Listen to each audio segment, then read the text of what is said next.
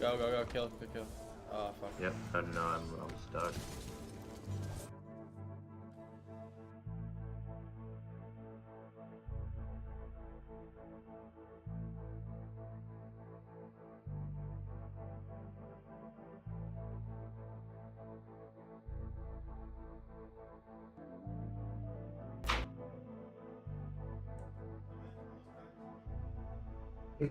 Hey, what's going on, everybody? Sorry about that weird intro. I was fixing things and just didn't realize that I was messing it up. 1 second. Let me just double check that. Alright. Do you mind throwing those crackers in here? I just wanted to change the video for the intermission screen, but anyway, good morning. Welcome to Drawing of the Day, episode 4. And yeah, here we are, back at it again. How's everybody's morning going? Is everybody doing good? Getting my pens out.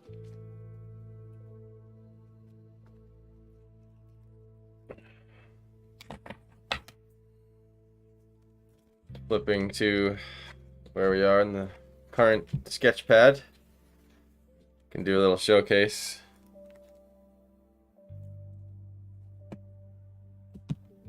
These are all for sale, by the way, on my new website, planetjokum.com. 10% off. Discount code Happy Accident. These are all watercolors already sealed and varnished.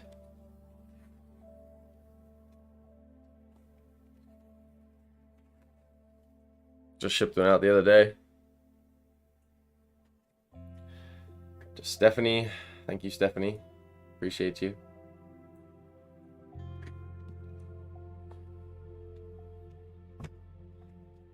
I gotta say, I really have been enjoying this type of sketch pad, this like thick watercolor paper sketch pad. Kind of allows for any paint medium really on it. It's thick enough to handle even acrylic. But here's one that happened the other day. This is one of my favorites. I just love how this one came out.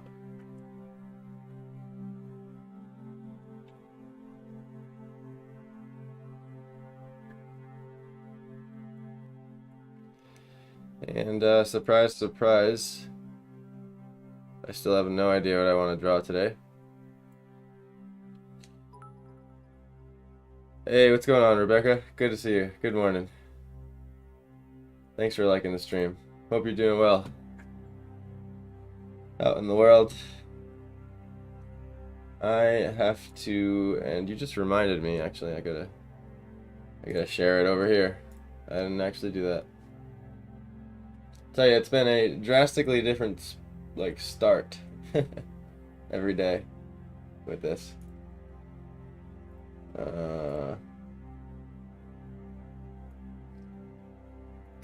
Share that to my story, and then let's see, personal page, and then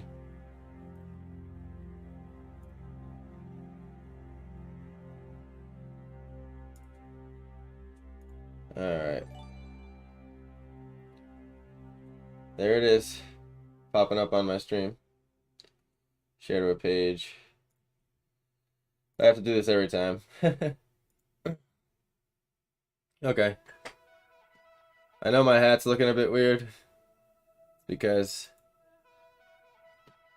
of the green screen and my hat screen. But anyway, here's last, well, it's episode 2, I want to say. This was yesterday's episode. Drastic change.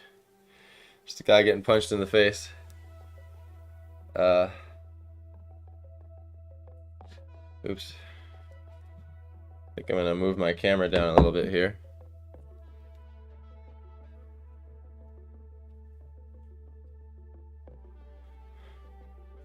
It's on like a bendy arm, so sometimes it takes me a minute to get it.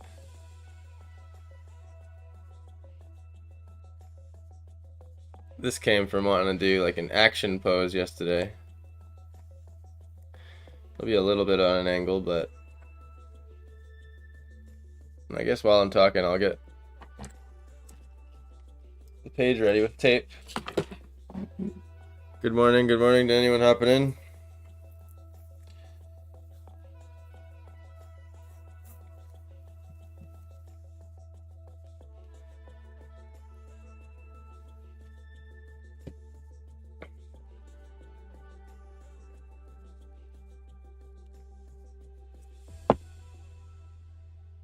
I like the smaller margin I had last time. I think I'm gonna go for that again. Man, the first 10-15 minutes of the stream, admittedly, I am very sleepy. Just watching me trying to snap out of it here.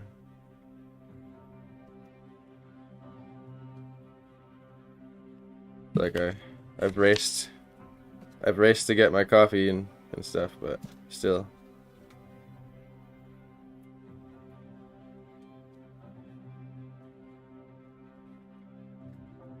That's good enough for me. As I said before, I don't measure it.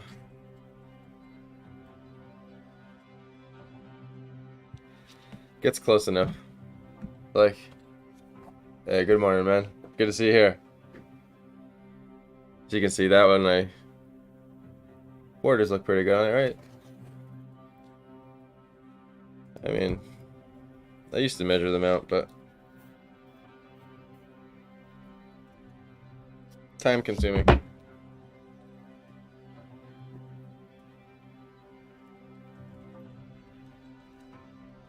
Roughly that size.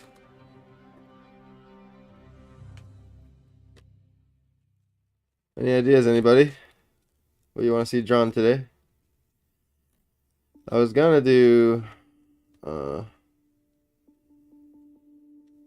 some commission work, but I couldn't get a hold of the client in which I needed the information to draw. I'll go with that.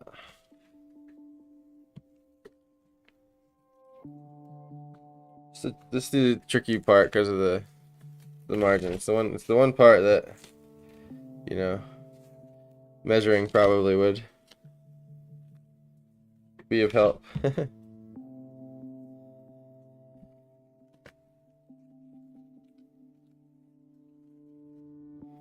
All right. Ha, thanks, man. I was wondering if someone would get it.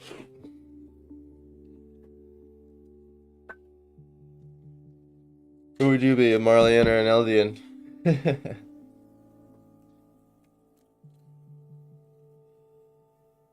Could be a cool thing to draw, something from Attack on Titan. That show's crazy. I can't believe where they left it off, that last episode. I swear to God. They are the worst at where they leave it off. Terrible. Torture. Talk about, like, mid-punch. Just don't tell you anything at all.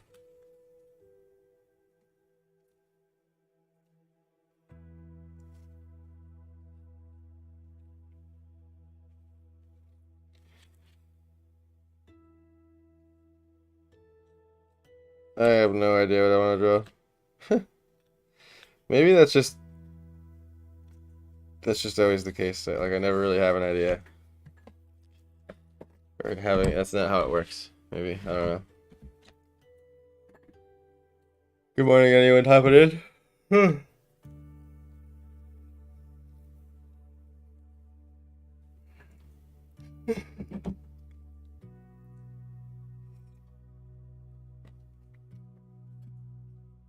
Good thing I have this coffee. It's saving me right now.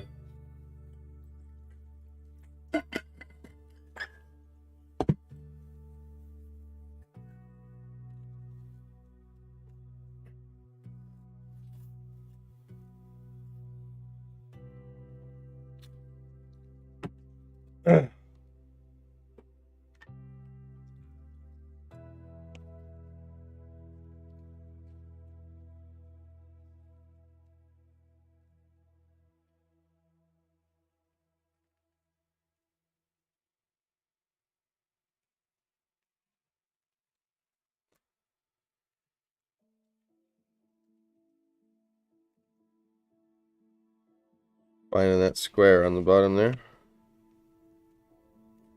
I make a square where it overlaps. I think. Oh, that's why it was messing me up, because I can see the piece of the next page. It looked like it was thicker than it was.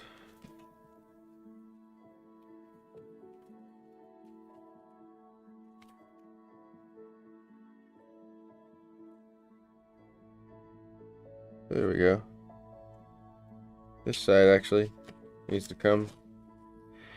It's actually good that I'm sticking it and then sticking it a little bit here. It'll help later when I peel it off.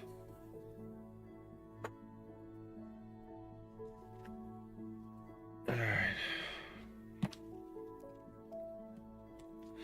Just gently wrap these around here. Like just tapping it on the back once in one spot, really. I'm not even, because I don't really need it to be super attached. It'll probably be getting pressed down more as I put my hand on it, but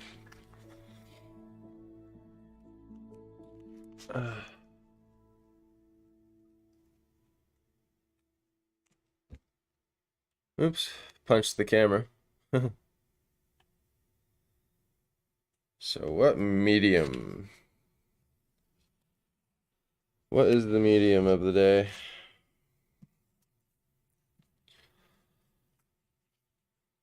Let's see if I'm centered here. Nope. It's always, I gotta say, slightly awkward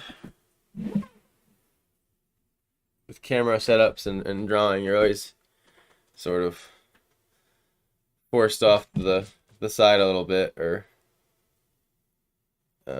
have to draw a little twisted. So, man, I've had so many iterations of this setup. Let's see how far I can push this before the camera comes in. Okay, so right about there. So I have this camera right in front of me, but you can't see it.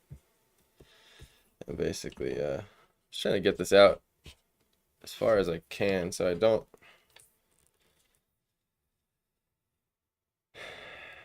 See, the thing is, the farther it goes out, the closer it is to the desk. And I'm trying to get it so I don't have to look like under this phone.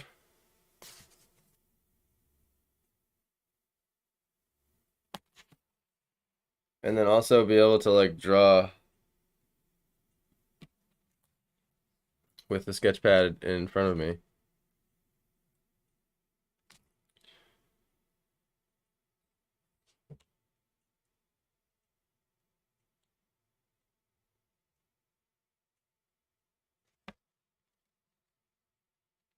There we go. That's a decent shot. Roll with that.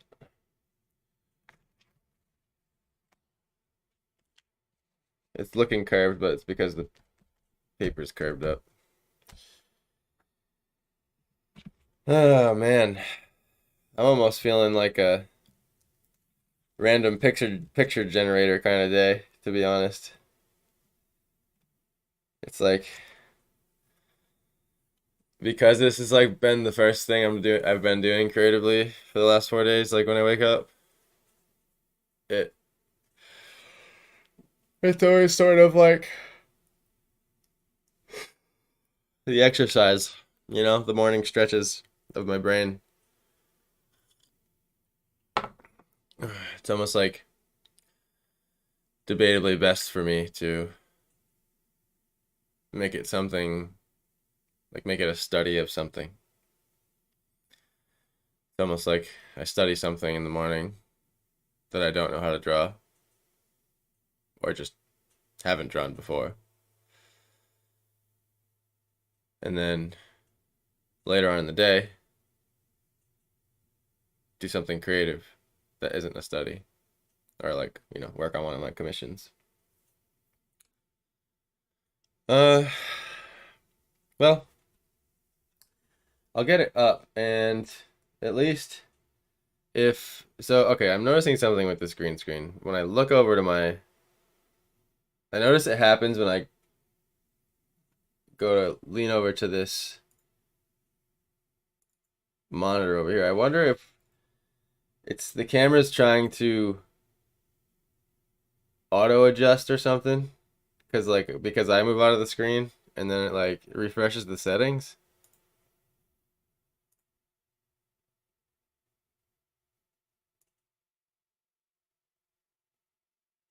Like,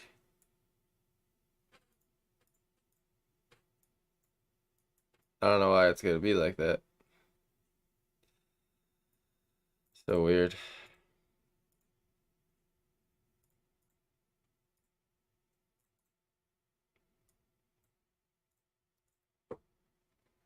See, like now it's not doing it.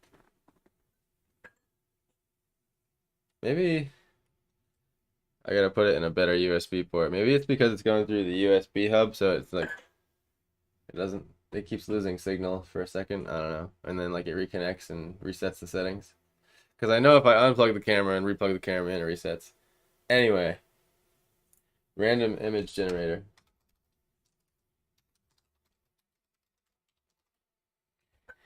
Sometimes it'll uh it'll give me an idea at least, So like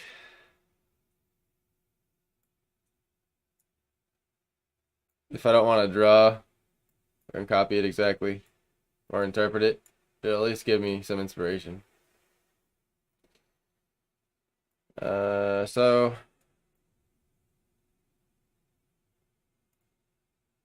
let's see. I can pick category, all.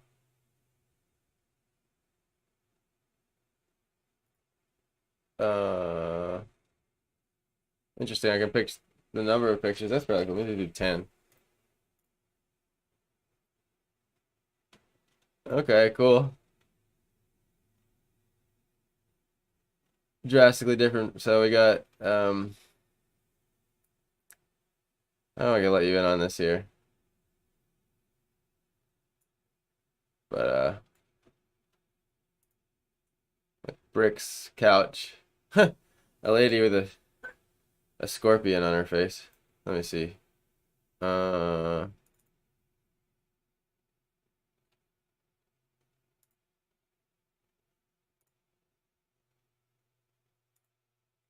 Here, I brought it up for you so you can see what I'm doing. But oops.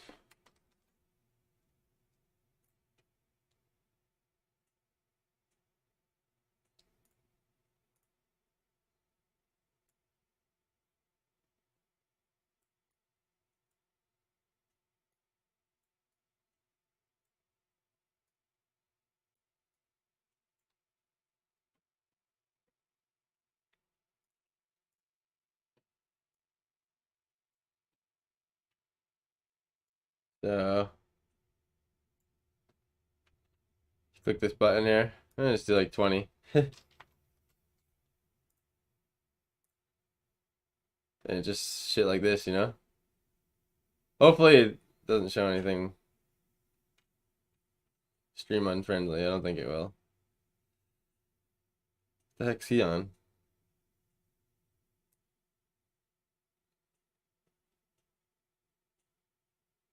Trying to do this in a way where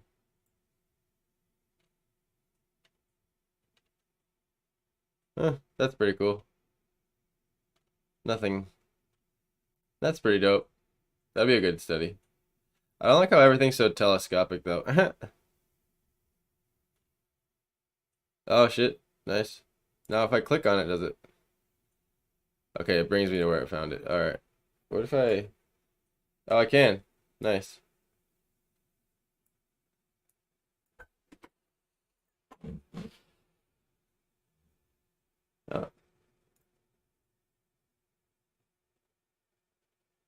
That's actually a good study. The colors in that are pretty crazy.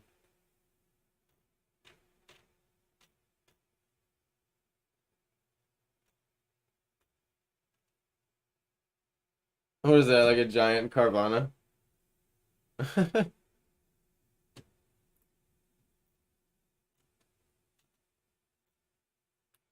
Alright.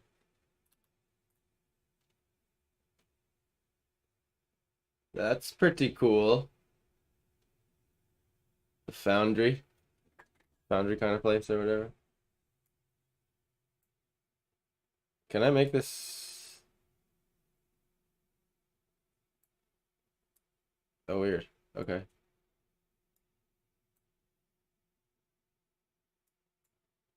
I'm arranging my, oh, didn't mean to do that. I just opened a video game on accident. Alright. Now I can see everything at the same time.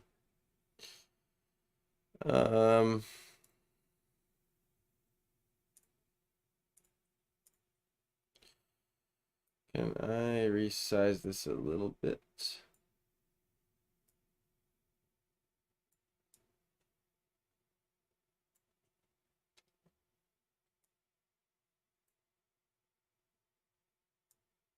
Cool.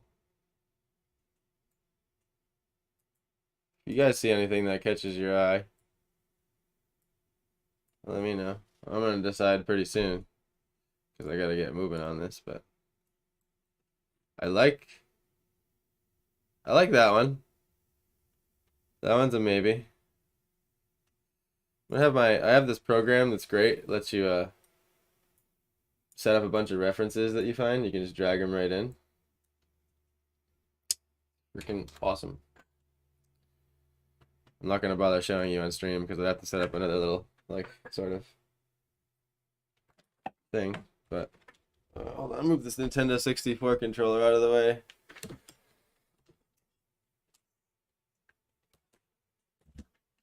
There we go.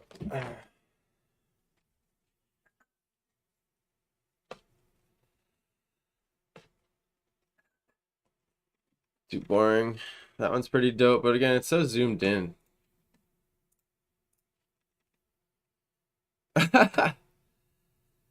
That's interesting.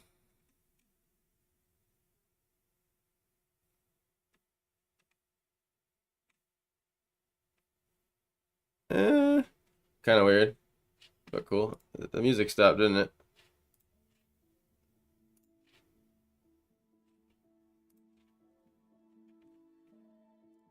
Oh, I just clicked the damn game again. Alright. That one's pretty cool, but it's so stock photo-y. Eh.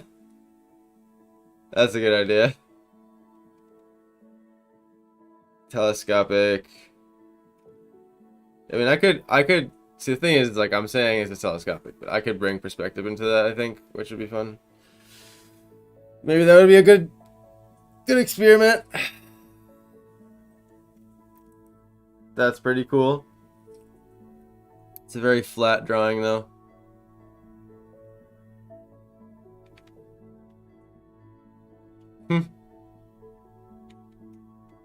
Oh, wow. That would be a challenge, huh? By the way, anyone just joining in, I'm on a random image generator. Sometimes when I don't know what to draw, I use these things to just kind of give me some ideas. That's pretty cool. Wow. It'd be an interesting practice with colors. For sure.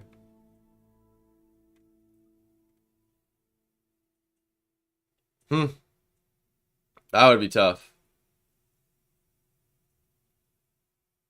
Especially this area right here. That would be really tough to figure out. So many random pictures. How many does it let me do? Can I do like 100? Watch, I'm gonna crash. Okay, so 50. We'll do 50.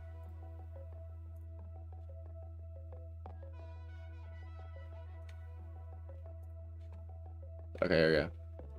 Oh, I saw like a kid. There's like a kid swinging on it. There he is. The llama face. That's pretty good. I can't say I've ever drawn a super detailed llama face. And by the way, any one of these that we like, I'm gonna save over to the side. We will spend a max of another half an hour on this. At the most, not even like 10 minutes. I didn't realize I've already been on stream for half an hour. That goes by insanely fast. Even though I was setting up for 10. That's so photoshopped. That's pretty cool. I wish it was zoomed out a little bit more. Okay.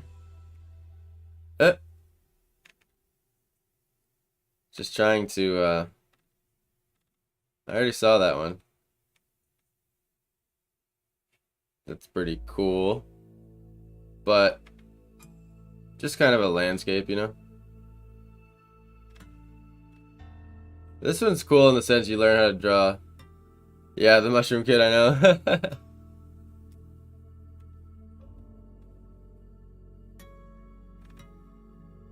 That's dope. I like that one. That one's definitely a candidate. I'm gonna drag that over to my references. I like that one too.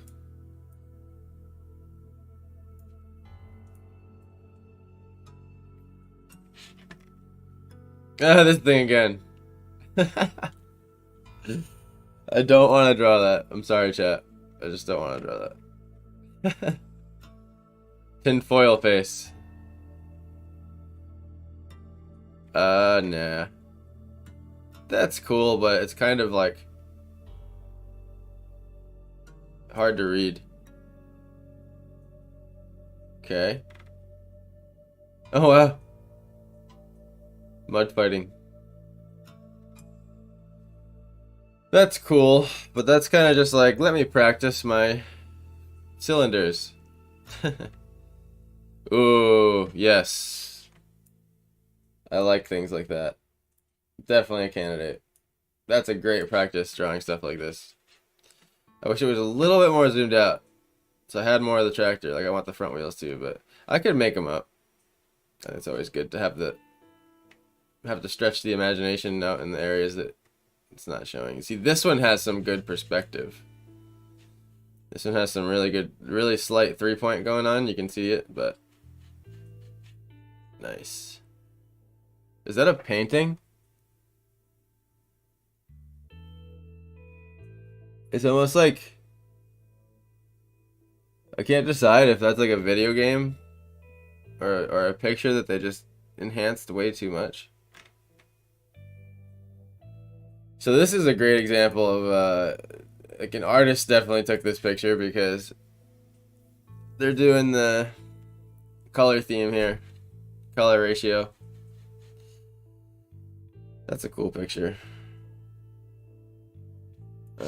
Keep that over here. I'll take that one. Anything that catches the eye, and y'all let me know. I was the one ranting about giraffes yesterday.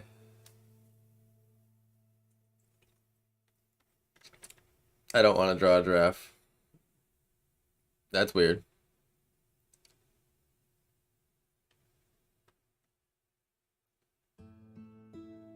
I like the guy in the tree. Yeah, that one's dope. I pulled that one aside. Good morning, little fern. Welcome, welcome. Right now we have the random image generator up. We're just generating ideas. And yeah. Basically, that's what we're doing. Hope you're starting your day well. I am definitely slow this morning. Seem to be pulling from the same library. That's cool. That's a good study. It's always good to draw skulls, I think. You learn so much. Like, there's just so many good things about drawing a skull. And all kinds of them. I'll bring the skull aside. That's a good candidate. I got 6 candidates over here. Really good ideas. I like these combo animals. There's been a tiger parrot, and this is excuse me. What's this? A eagle bunny? I think it's an eagle bunny. That's pretty funny. That was a good idea for like. I'm trying to do something a little bit simpler today. To hopefully actually be done by 11. I doubt it, but or noon. I meant not 11. Maybe like tomorrow's we can do like pick like 2 animals and try to put them together. It'll take a little bit more time, but that's weird. See, this is the kind of stuff that like I want to start. Like I want to do a couple more crazy like personal works like that, like surrealism.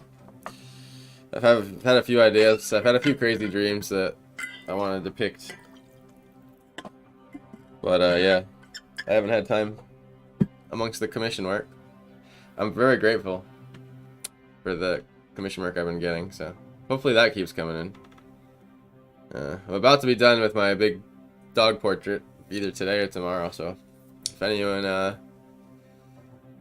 knows anyone that needs commission work, let me know. Particularly illustration and 2D. I do logos and stuff, but I prefer to do illustration if I can. But I can do logos. Like I have 2 logo commissions in the works right now. This is dope. Too average though. Lady in an hourglass. Huh. Did not expect to see that. Well, that's pretty creepy.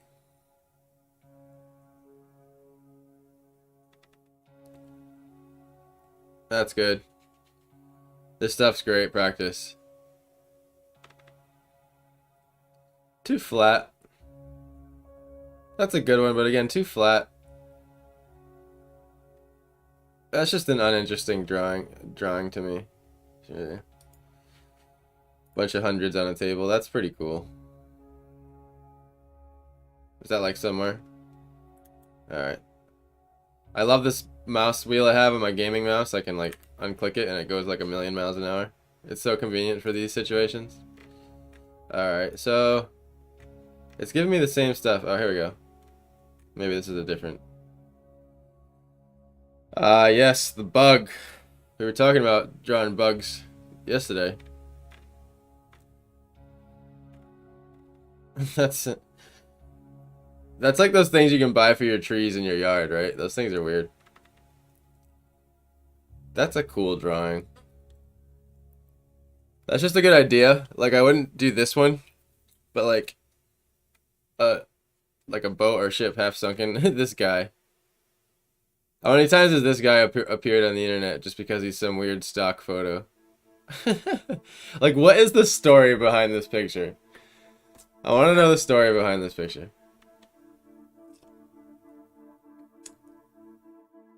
It's a cool color study, I would say. Like, the subject to me is uninteresting, but like the super close grays and just dullness of this picture is cool. I have a feeling this is not picking from a big library. That's dope. That would be a cool big painting. Look at the eyes. That's what they look like, huh? That's crazy. The fact that nature has that much detail, that small, on things that tiny, just... that always blows my mind. Huh! What the heck? What? That's awesome. What's this for? Oh, it's water. Come on, that's all. I've never seen that. Has anyone seen that before? That's freaking, that's dope.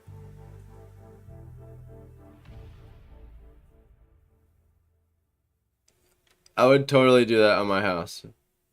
And they made it all like, that's fun.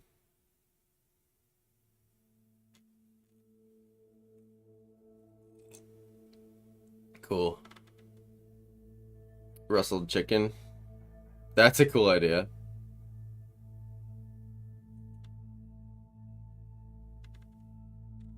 I do like those ideas where the stuff pops out of the page. Oh, there you go. A kitty parrot. The other one was a lion, tiger parrot or something. We'll go a little faster here. Something that catches my eye. That's a good study.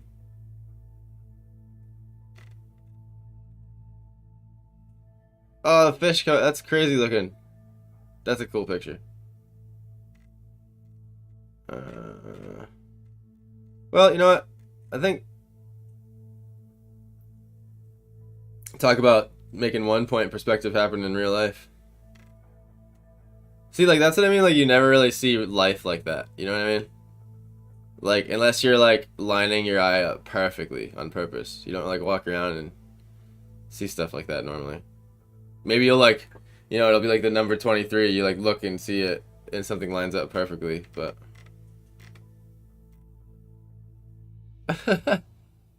That's silly. The shit the internet has on it, I swear to God. That's a good one. That's a good one. I might even just save this reference file. There's a lot of good ones.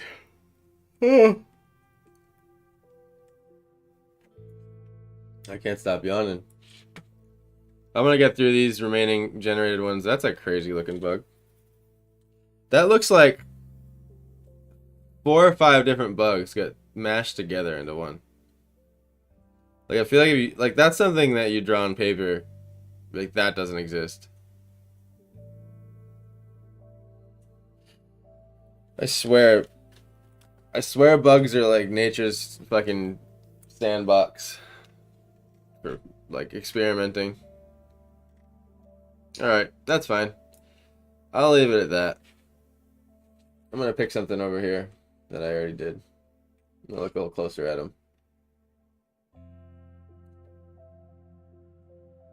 them. Second person in chat to call it out. Yes, it is. It's a scout hat. Yeah, it's a scout symbol.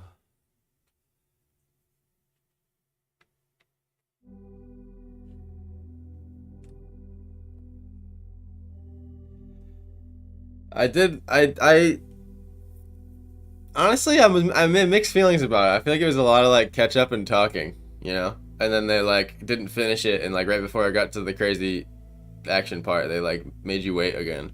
Like I don't know, I was talking about it at the beginning of this stream. I feel like they cut it off in at a weird point. Like a super weird cutoff point, but maybe they're just underfunded and not finishing the shit in time, because and I wouldn't be surprised.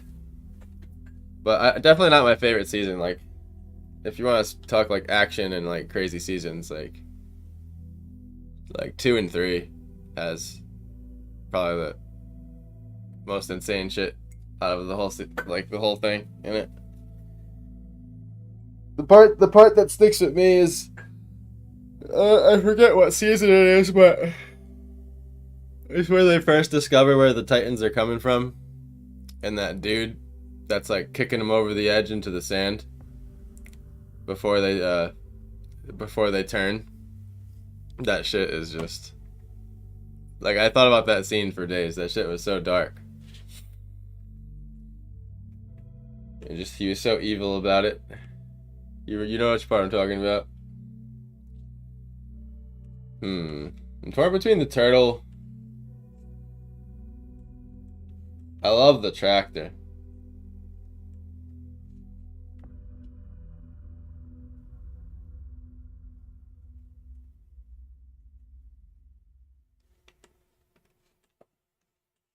The skull is cool.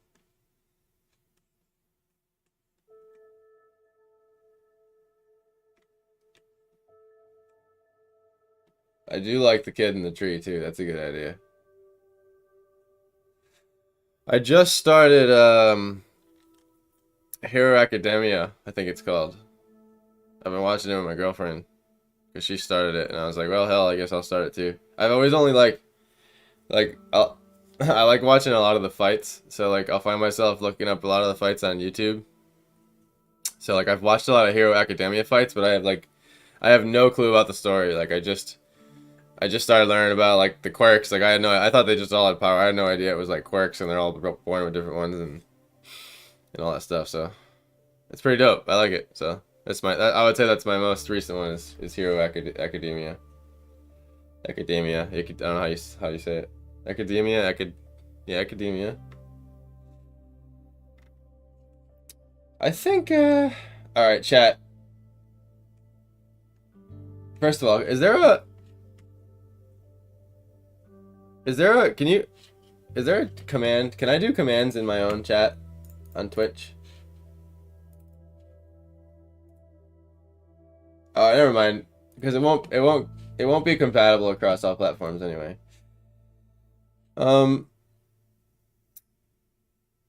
Take a vote. Take a vote in chat. So, I can change.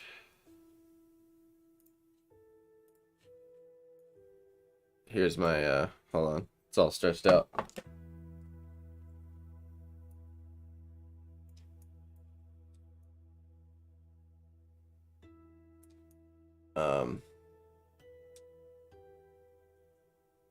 So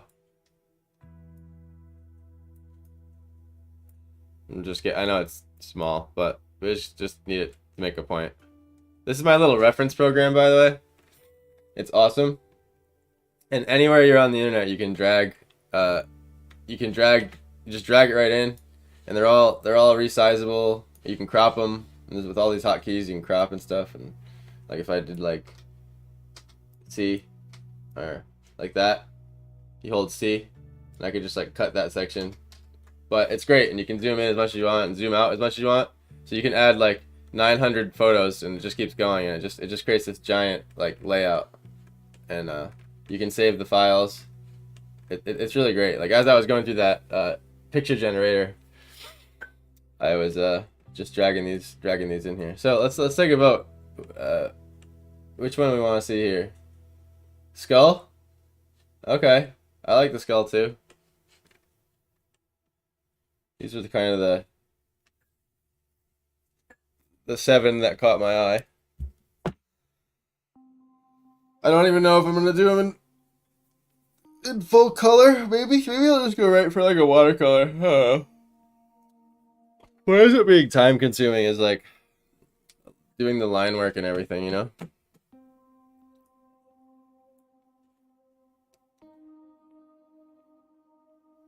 Get in the tree or the flowing fire. Okay. Okay.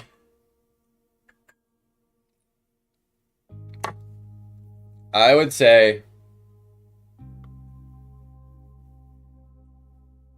I like your choices because they're the least time consuming ones. I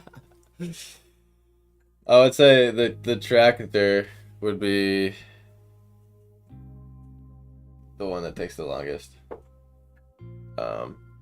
I've liked this series so far because it's really starting to train me to like make decisions on my painting quicker, not get so absorbed in them. I've managed to reduce the time each episode. If I can get it down to 2 hours, that would be amazing. First episode was so long that they cut me off. I streamed for over 8 hours. Second one was 7. The third one was 6. So we'll see.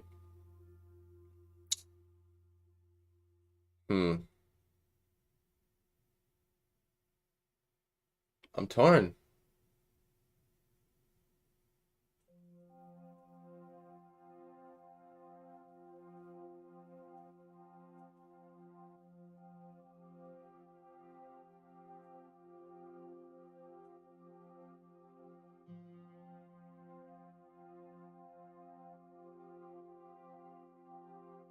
You know what? I think it's between the skull and the kid in the tree.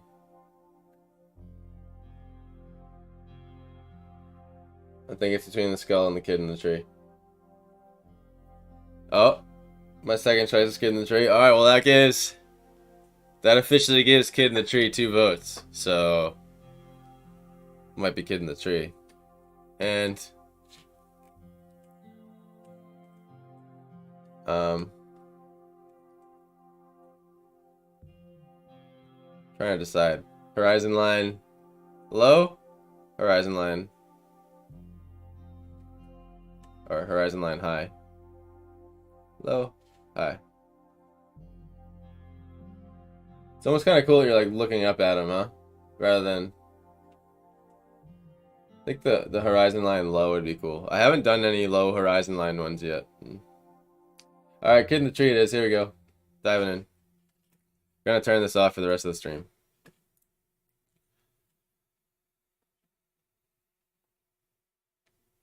think it'll be fun. Because whoever took this picture...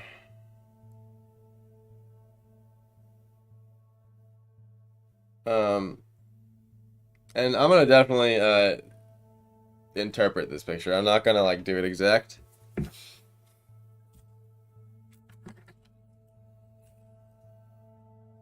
Let's see if I can really bang this out in a sort of fast style watercolor.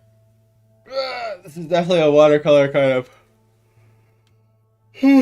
painting. Oh man, I cannot stop yawning. This batch of coffee. It's winning the battle, but not the war of. All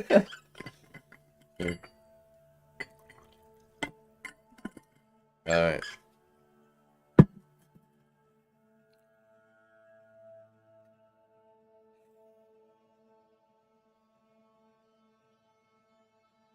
We're just looking at it for a second.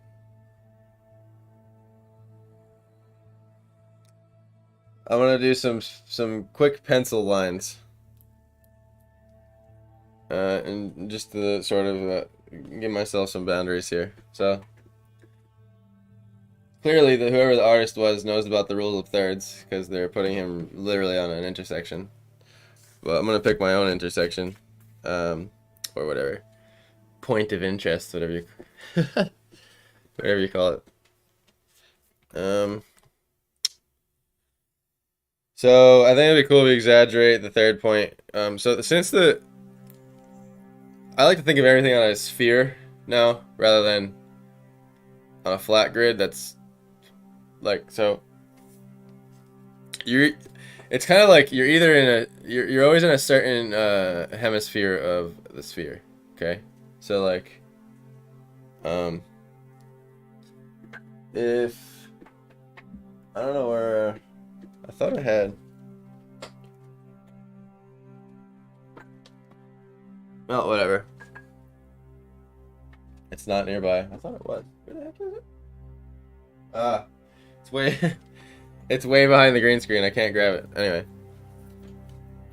the picture plane sits on different hemispheres of the sphere, and when you're looking up at something, especially that much up to where you're almost like that, you start to see the top of the sphere. So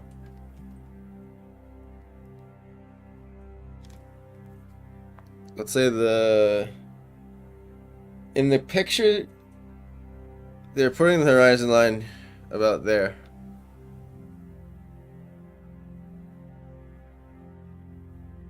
But I think I'm gonna push it even further and move it to like there, so we can exaggerate the 3. And I'm just gonna put that dot. I'm not gonna do lines. So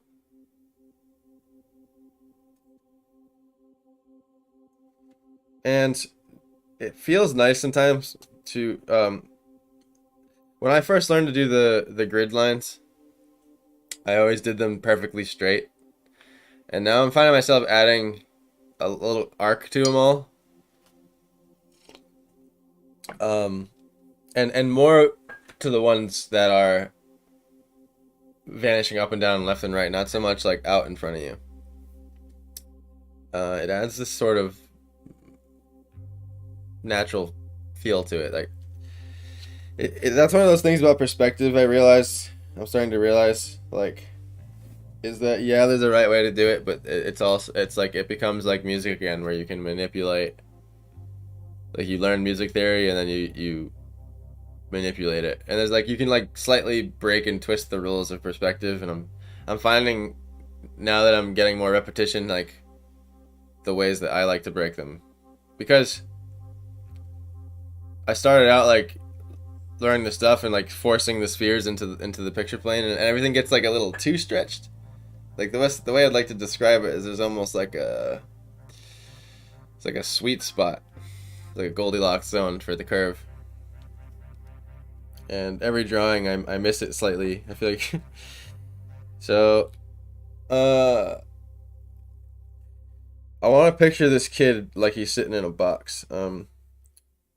It really helps to picture drawing people inside of cubes because it's hard to draw a person in perspective, but it just helps that much more. And I want to exaggerate it because I think it'd be cool to. So I think the kid's gonna be. I mean, in this picture, he's probably only like that big.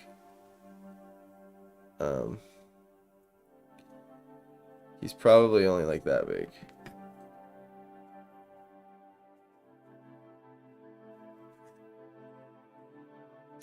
And so, unlike the other drawings where the 3-point is vanishing this way, it's going to be vanishing this way now, rather than this way. So the lines, all the vertical lines in the drawing will be converging like this. And obviously anything close to the center will be more straight up, and then gradually more distorting more. I think I'll draw a tree, because there's a tree here, framing the shot, which I like. I'll draw the tree kind of just as if it's a guideline. And honestly, a little too much curve on that.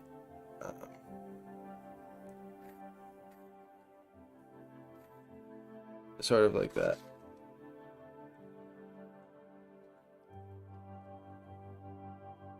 And we don't see the bottom of that tree. It's the one thing I'm going to borrow. Don't see the bottom of that tree. There's another tree here, and gonna have it converge. That's what I mean by converge, is that they're going towards each other. They will meet at a point. They will converge. They're converging. Like that. And now this box. Where's my eraser? It ended up being a thought box.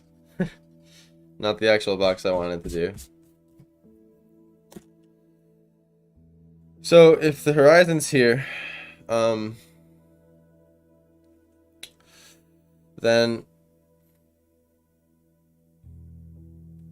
this is actually going to be much, much lower here. So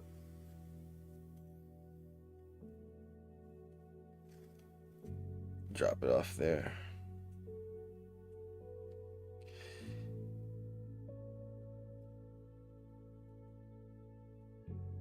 Just thinking for a second.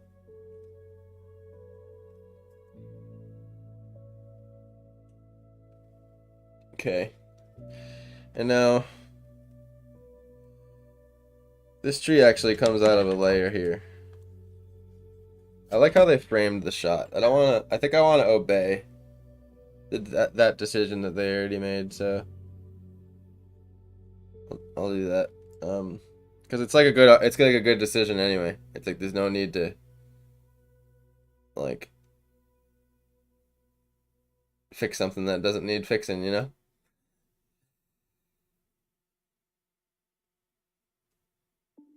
But I'm deciding if I want to like, well, you know what? No, because I'm debating like stretching it fisheye more and adding more into the picture, but the focal point's the kid in the tree. There's no need to take away from the kid in the tree. So I gotta learn my lesson with that. It's like trying to it's like writing a song that has 3 songs in one song, and it just becomes a progressive metal song. You know what I mean? It's easy to do that in a painting on accident, or not metal, but a progressive song, because it's like you have 3 good ideas. They should be 3 separate paintings, but you put them all in the same, and then your eye doesn't know what to look at. I do that all the time. So the 3-point,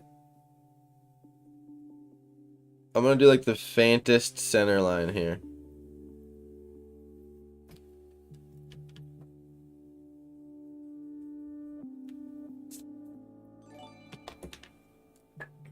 Hey, thanks so much for sharing the streams, Stephanie. I appreciate that. So we imagine this cube here. If I'm looking at his, like, if the bottom of the cube is his butt. So first of all, where's my thirds here? If I drew on the tape, roughly the thirds of my drawing are here. This is actually a good idea. I never actually thought to measure it out on the tape. I'm not doing perfect thirds by any means.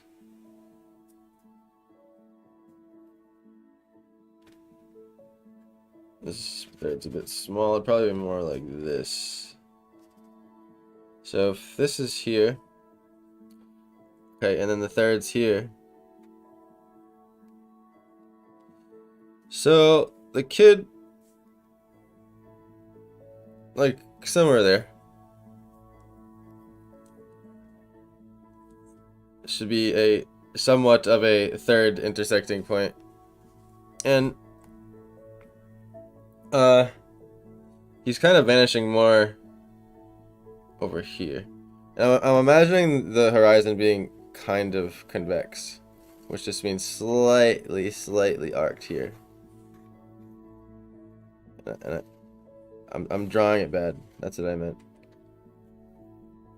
That's not the right line on top. It's that middle one.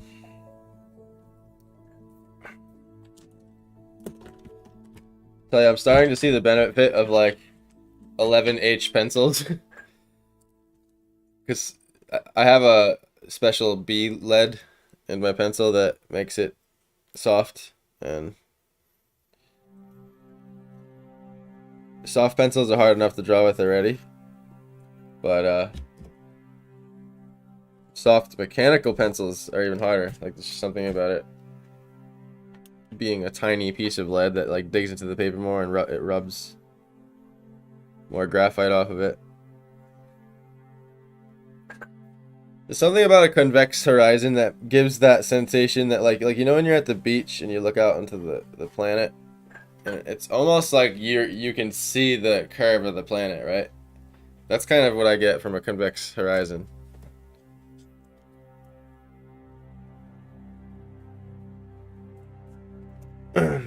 Also, another thing you can do that's fun to experiment with is tilting your horizon, so it kind of gives the sensation if you were like, I know I keep messing this line up here. I just gotta go lower with it. Like if let's say you wanted to draw a picture, a first person perspective of you, like as a drone, like you were drone footage, you know what I mean? And you were like mid-turn. That would be a good moment to tilt your horizon to get that effect.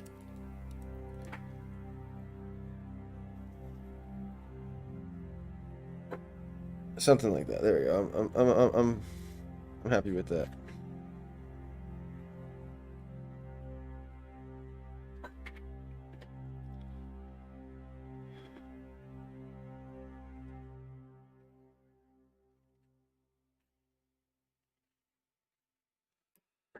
And I'd say the kid's looking here.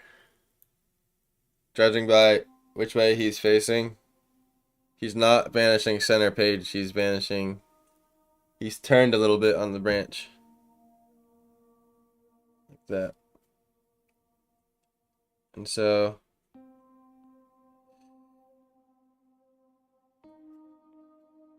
now for my own practice purposes, I'm drawing this box out.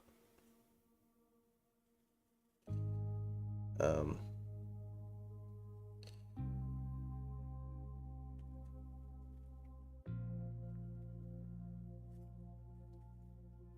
and so I'll show you. You'll see what I mean in a second here. Hopefully, if I don't do a terrible job. And like, yeah, I could eyeball this, but like I said, for humans, it helps a lot. Like, still for me. So this is like, excuse me. It's actually too big. The kid's a tad smaller, like in the world wise. It's like more like that.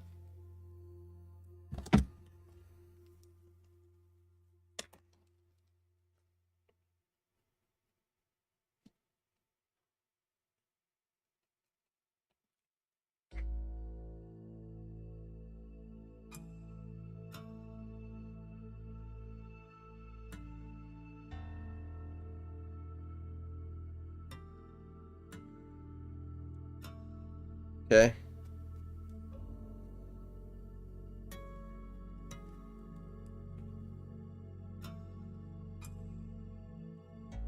Now you can picture, right?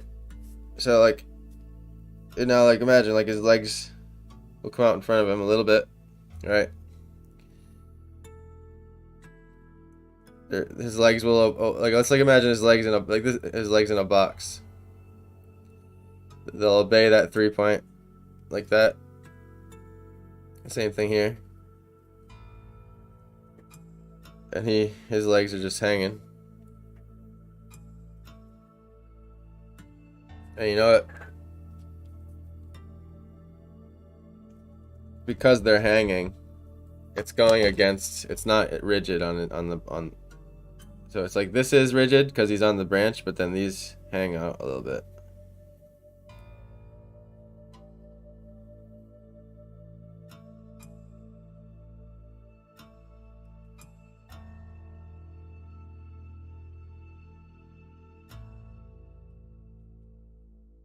And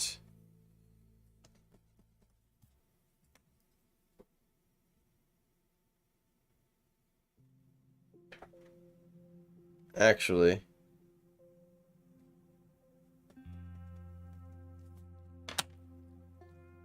I'm gonna make that a little bit more intense of an angle.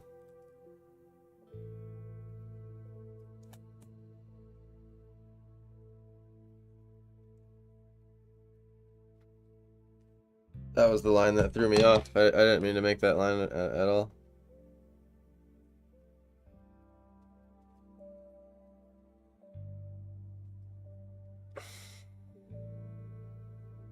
I'm just like I realize when I take the time to really put in these little these extra efforts. And clearly he's not he's not that wide of a person, right? Like what I mean is like next time I'm probably gonna just eyeball this. But this time I'm doing it to learn.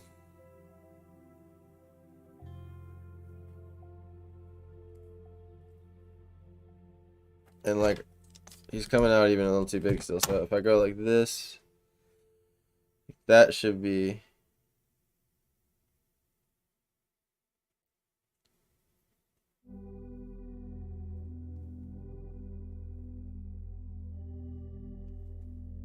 and his other foot is sort of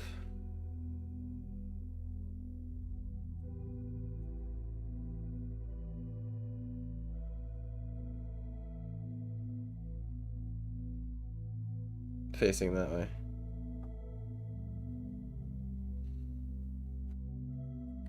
And I kind of just like sculpt him out of this box. And like obviously we have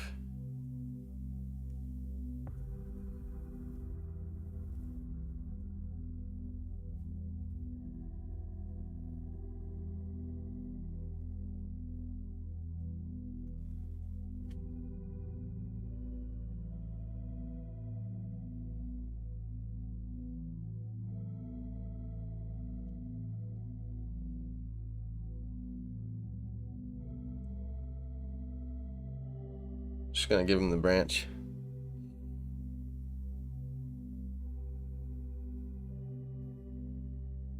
And the tricky part with these Kirby 3-point drawings sometimes is the stuff that isn't directly vanishing will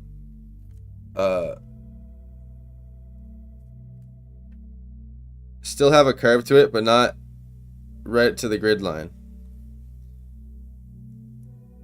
So it's like it'll still be distorted, but not as much.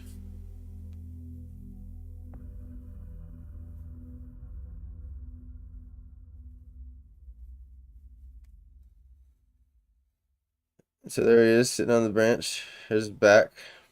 And then his arm from his shoulder here comes down. It's like resting onto the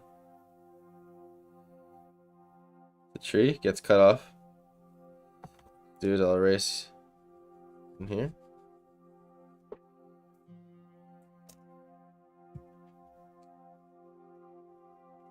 And then his head. See, the thing is that I'm taking this farther than the picture. So I want to stretch the 3-point more. So we're really looking up at him. So I'm going to take extra care in making sure that his shoulders here has really obvious overlap with his head, to where like in the photo you can really see his head, but in this one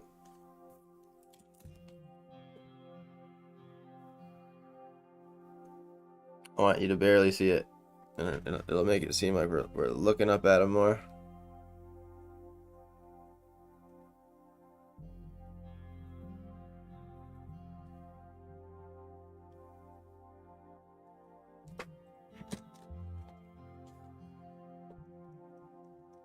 And once I get this guy kind of in, I'm just gonna dive into the watercolor fast.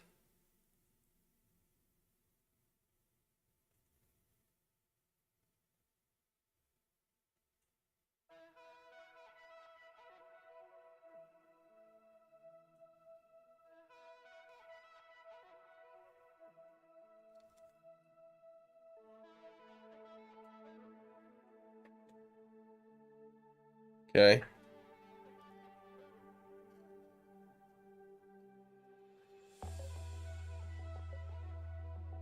This tree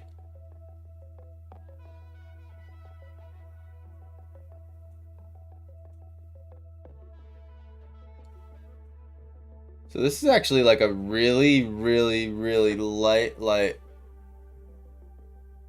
lilac sort of lighting into green.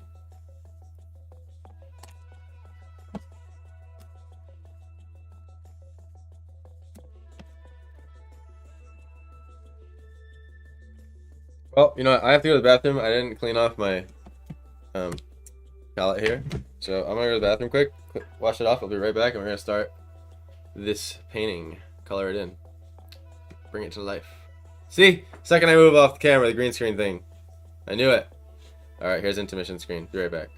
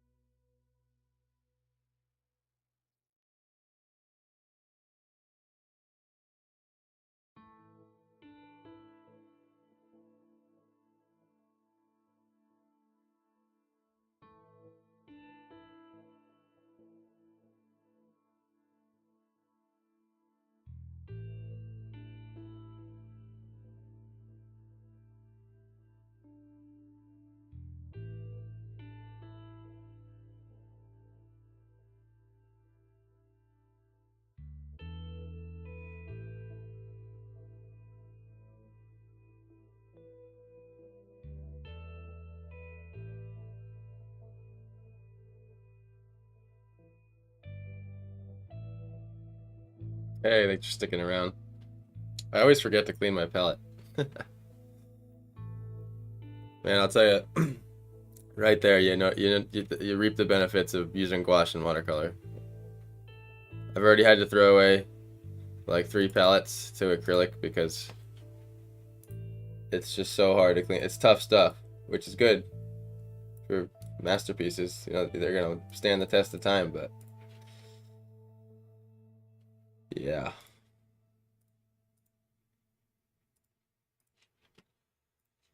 Easy to clean.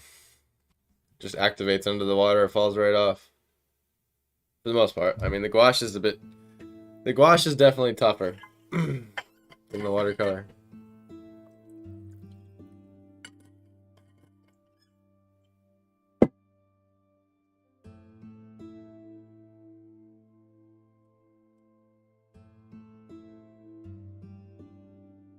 And I guess I'll finish out this branch here.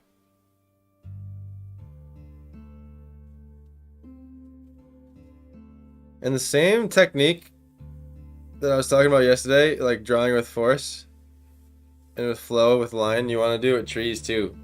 Most living things that have to withstand gravity have those lines in them. It's the gravity that causes the flow. It's the pressure that things withstand in nature that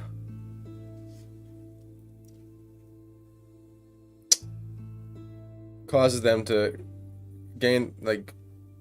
grow their shape, basically. And so everything I gotta make sure to vanish off more than this drawing would, to a smaller shape. And I like this particular branch. There's a little knot there.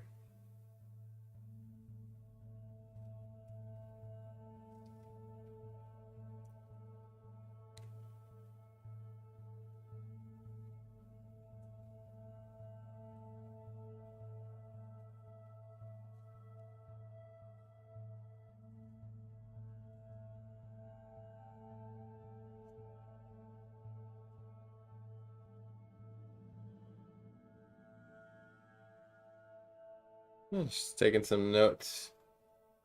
I really want to keep this.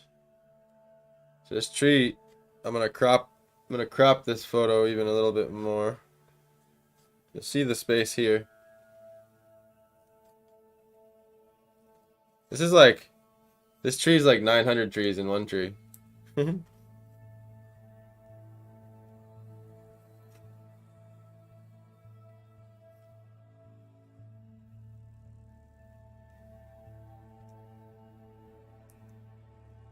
Now, here's a part where I have to make a decision. See, there's a tree that's curving this way.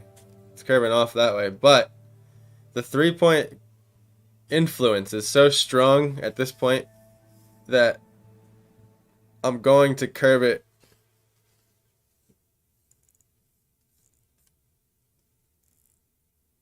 more this way anyway, and just ignore that.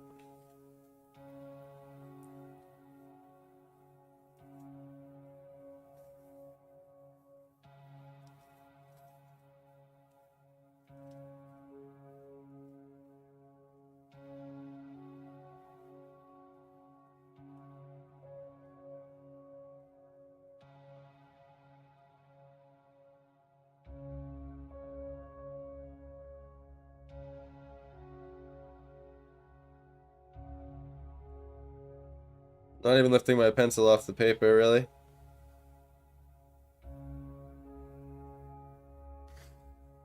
Just does something magical. There's a flow to it.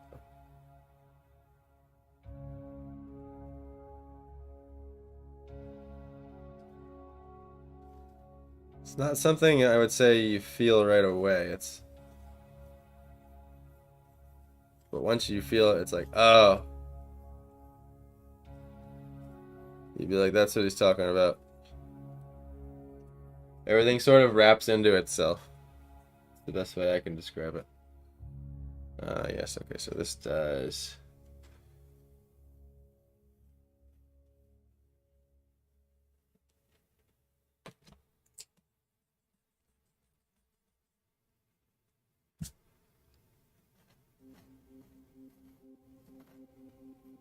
You'll see a lot of this happening. There'll be a curve like that, and then a curve against it.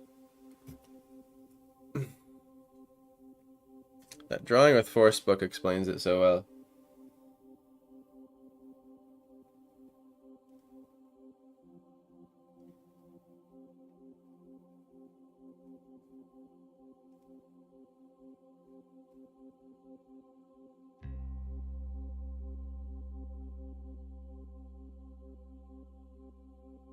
This branch is pressing from gravity. Pressing. Which will make this sort of buckle, and then we'll make that press into there, and then press it in again, and it's sort of that chain reaction. And you can almost see it starts to look like almost like a almost like a weird alien monster limb. It's immediately, it makes things organic. It's the weirdest thing. I can't. Maybe that could be part of like one of the lessons I make talking about this, because it really is an in-depth, like, line, just talking about line alone. Very in-depth subject.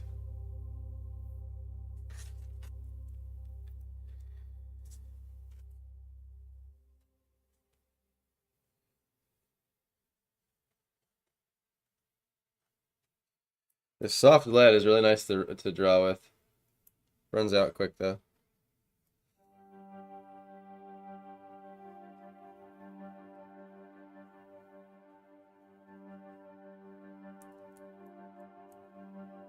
I would almost describe it like if nature was created by like the universe drawing with a pencil. It's like the way it would do it. It would sort of make everything off everything else. Like everything is made off of something else, put together, or from somewhere. It's all connected in one single line. You could follow one single line around and trace everything in your environment eventually. That's the way I think about it. Like no matter what line I put my pencil on, it should end somewhere nice. It's like, oh, it's curving down here. Maybe we can loop here, go this way. It comes off that curve, comes down a little bit like a hill here, then it like dips, comes up after a dip. Every time there's a dip, it's gotta be like answered with another up. Like wherever there's a down, there's an up, and just kind of everything kind of. You know, maybe okay, maybe there's a little pebble there, like a little stick, and it just starts happening. I don't know. It like it's good. I kind of like in a weird way understand why Bob Ross talked the entire time. Like yeah, it was for TV and explaining for how he's like explaining what he's doing, but it helps me to talk to my like in my head to myself like about the drawing, because it helps me come up with ideas, and that can be done visually too. It doesn't have to actually be necessarily like a dialogue. Talking, but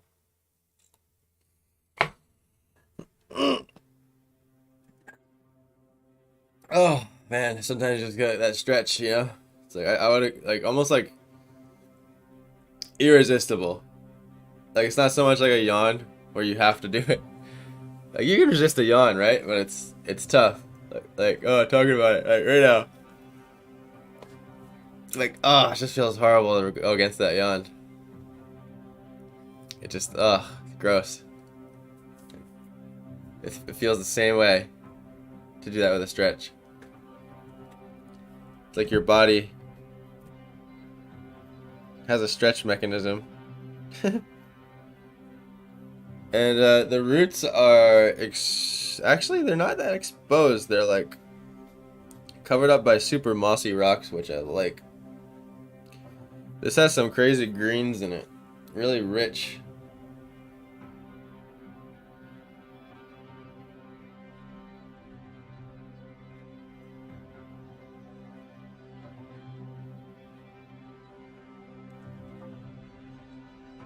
I want to see if I can make this an impressionistic hour-and-a-half painting.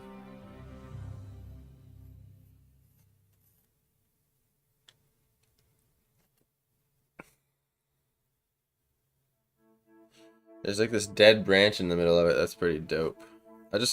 I'm studying this tree because it's cool. I agree, Steph.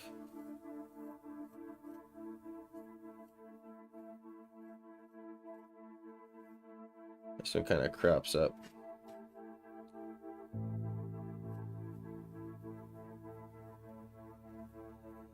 I'm trying to keep this 3-point curve in mind here.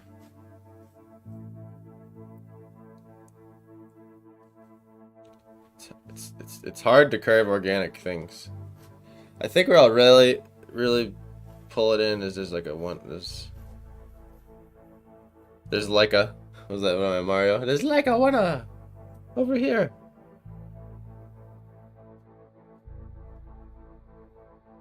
All right.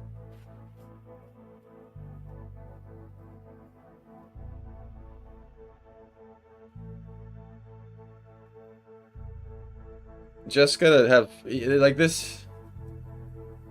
Just gotta have something signifying like, okay, there's the 3. There's the 3-point. This tree has an incredible amount of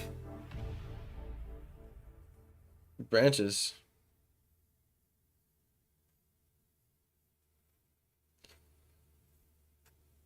Vanishing. And then we'll have one opposing it over here because it'll just break it up nice. Okay. I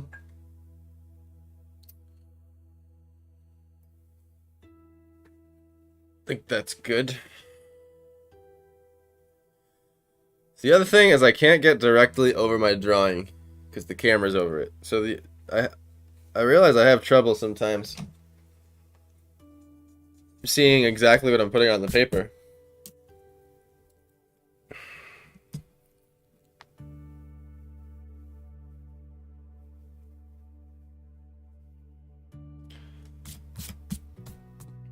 Okay. Wash time.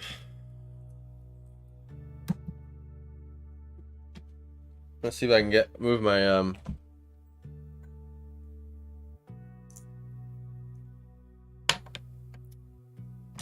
move my water over here to the left.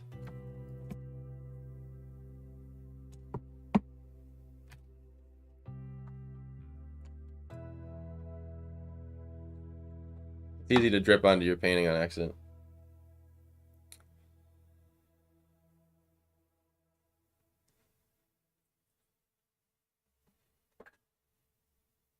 If anyone new's hopping in, be sure to check out my new website, Planet Jokum. Subscribe to the YouTube, Twitch, if you can. Almost at 50 subscribers on Twitch. I think I'm 9 away to being an affiliate finally, so that would be amazing. So I was talking before how it's like this purple color, but it's much more white than anything. So I gotta get some more white gouache here. I'm about to run out of white gouache, actually. I just did. There it is. That's the last of it. I'm gonna get out on YouTube. I think I have some in here. Just get it ready.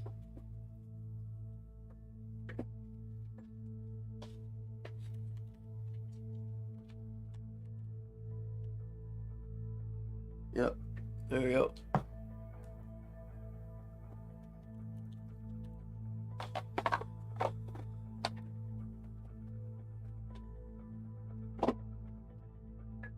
Okay.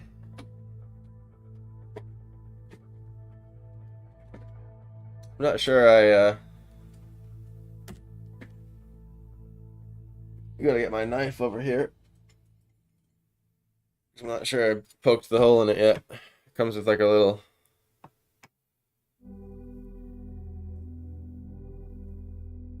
seal. Oh no, I did. Okay. Cool.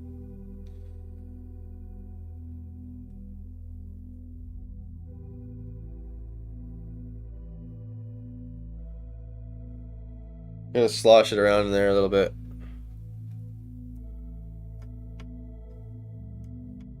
It wasn't really mixed.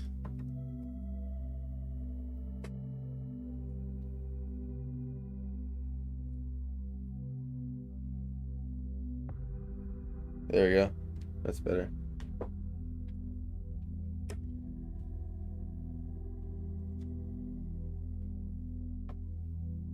I'm just like refilling my palette. That's just, you just run out. What's cool about watercolors, like you run out, you just add more. Don't have to worry about it drying. Okay. Just getting set up here.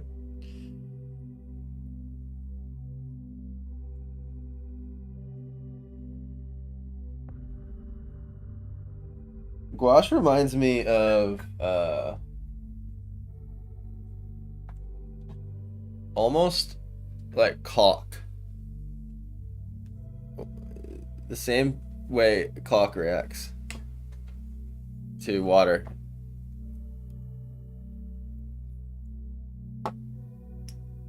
It's kind of chalky.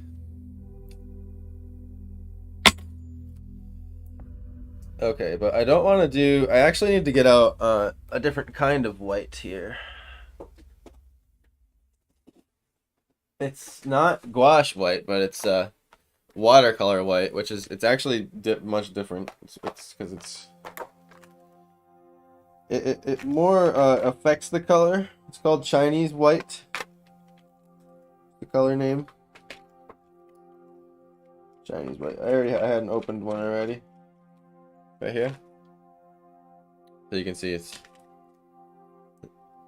one's watercolor and one is gouache, but they're different because this one's much more opaque. It'll cover. This one's much more transparent. Even though that they're both white. I use the watercolor white to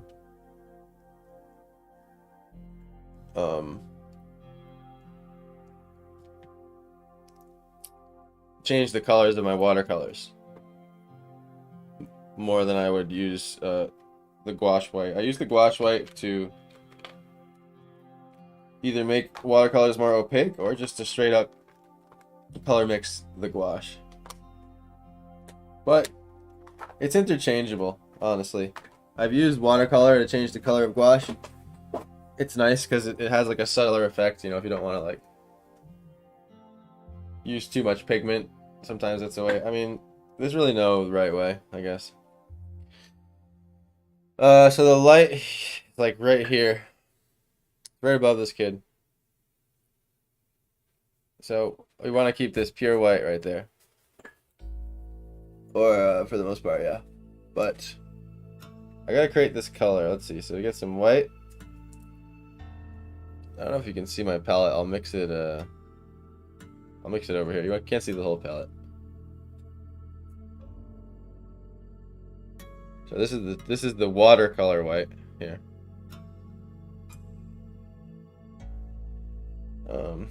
And now I'm gonna grab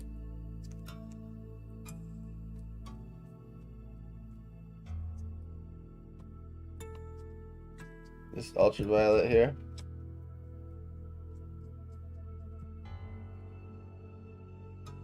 I'm just getting some water on it.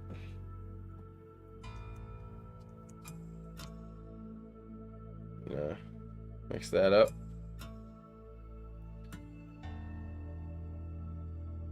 And add this literally like the slightest touch of red ever.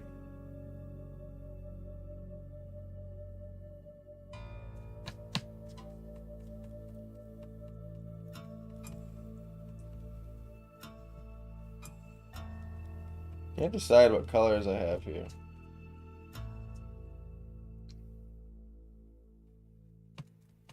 It's like crimson. I bought a lot of different colors. I I splurged, so I have a couple different of each. What does this red do? It's like Oh, it's because there's a piece of yellow. That's what's happening.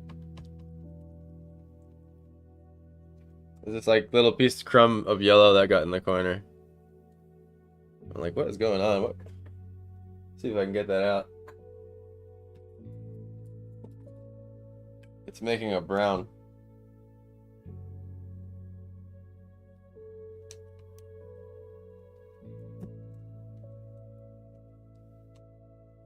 I'm moving this red I have away from this purple. It must have just fallen. That's what happens sometimes in these palettes. Is watercolors will separate from their bins, and they will move to different locations. I think this is like two different kinds of purple I have here, maybe, or the same. I can't tell.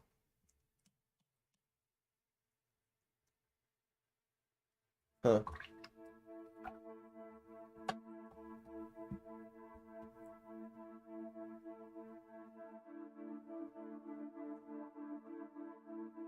I want to keep this mostly green though, honestly. So I got my lemon yellow here. I just want a touch of it. I want the blue to be the majority. Chinese white. I think I'm getting there.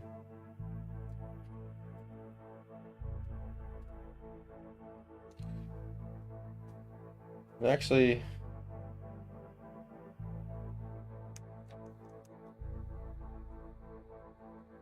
change my mind. I want to be a little bit more saturated. But we just add more water. And a dash of yellow. Oops, that was close. Would have been fine anyway. I'm gonna roll maybe a little bit more yellow. That was a tad too much. Bring back the blue. Add more water.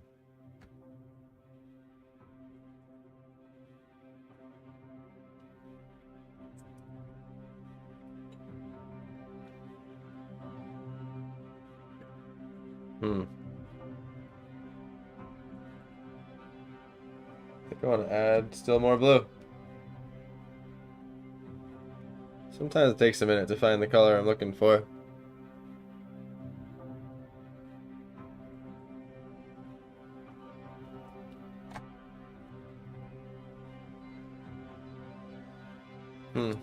It's not quite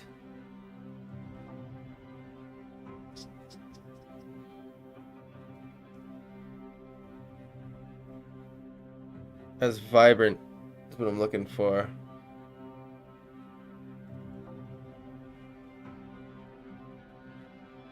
I think it's this one. Guess it's cerulean, man.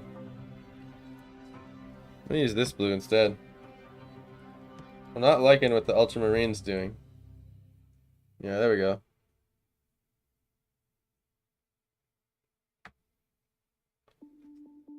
That's what I wanted.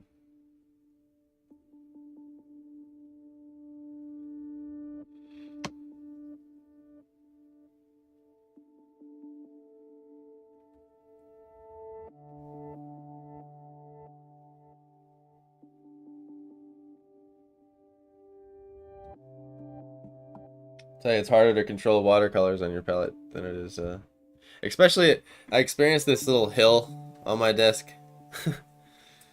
um, that happens, so. Okay, now I'm getting more water. I want to be very light.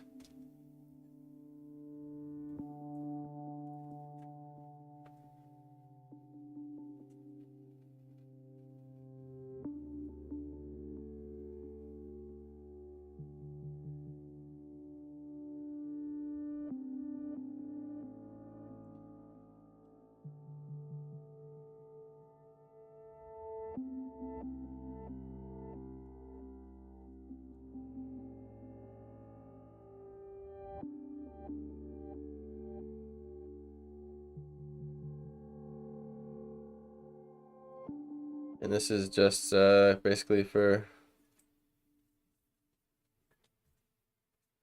reactionary color mixing later.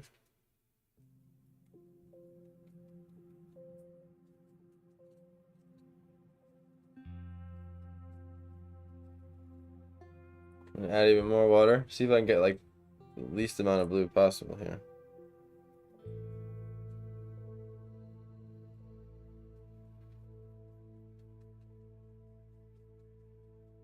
Now I'm going pure water. And I'm pushing back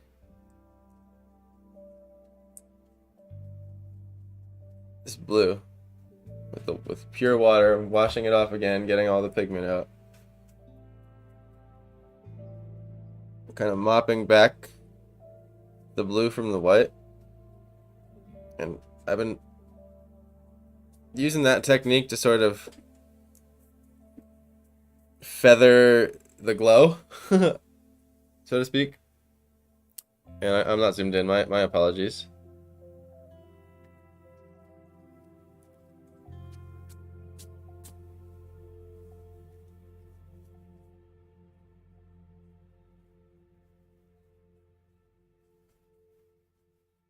I don't know, something on my brush here.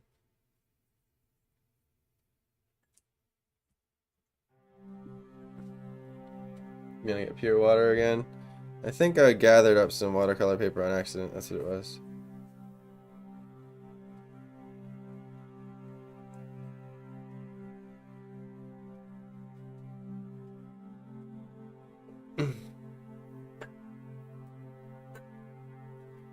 Okay. Now, ever so slightly, I'm gonna get this yellow. I'm gonna start making some green over here. We're gonna dab in some ever so faint foliage here that's happening. And it does sort of enter into this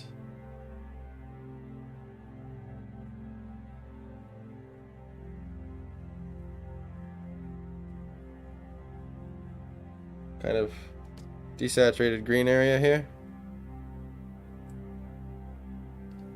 I'm just gonna get that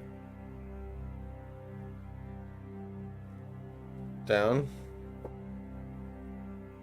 That's like a another color there.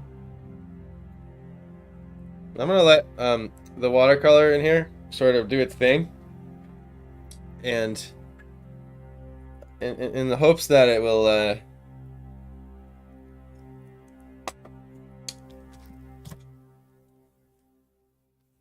make some trees for me. Do some work for me. So just gonna keep gathering up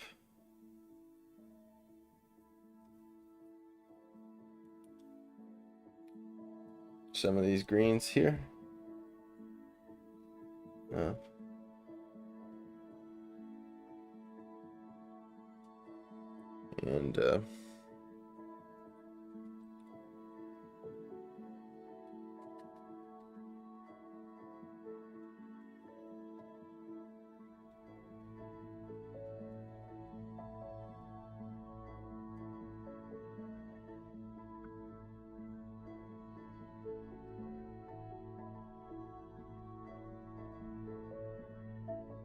And you guys are seeing something quite different than I, because where you are with the camera relative to the lighting, you guys are gonna get a glare. You won't see what I'm seeing until it dries.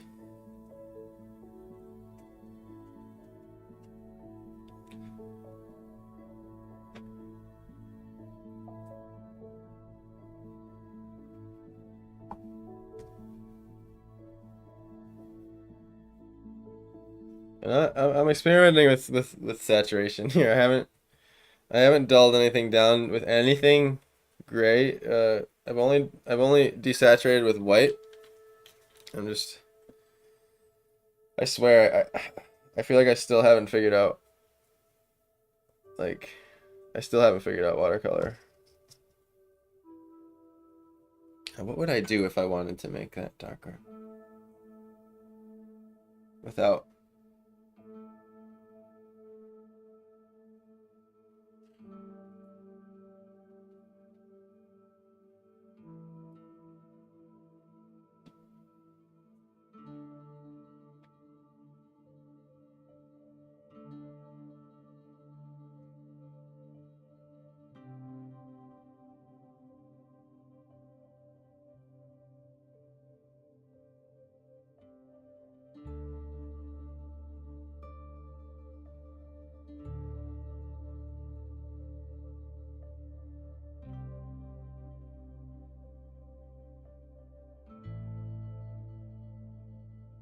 Still a bit wet.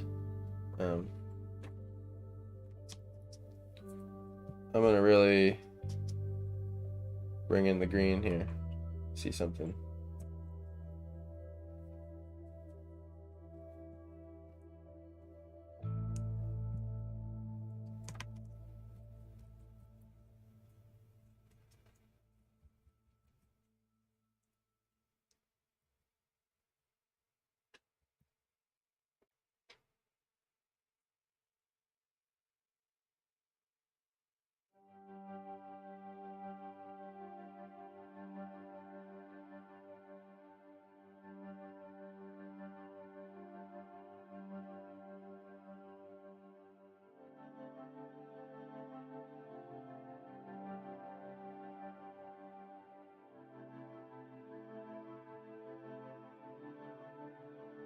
So I'm kind of tossing in where these trees have moss on them.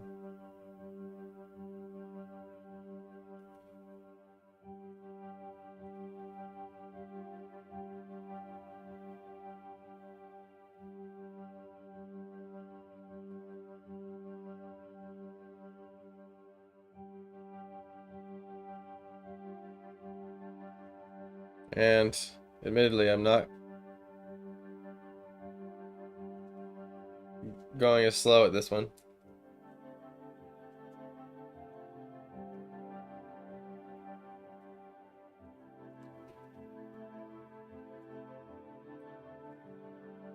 Very green picture. Mostly using green.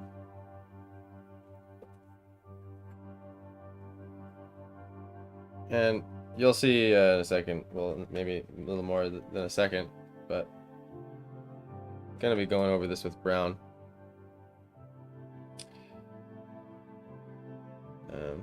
This is the sort of speed I want to start getting these going at, if I can. I've got another one there. Yeah, big old split there.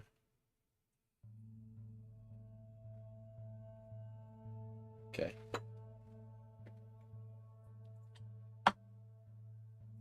It's pretty light through these trees here.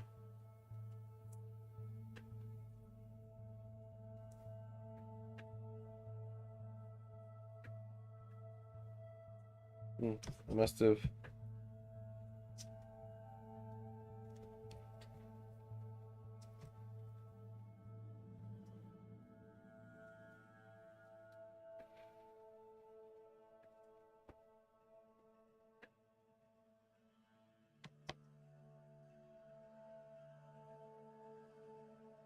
Too much Chinese white.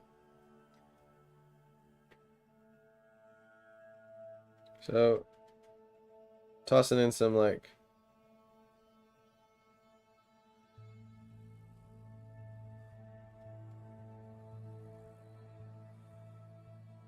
background trees that I should have before this point, but I didn't want to mix this green too much, so that's why I waited.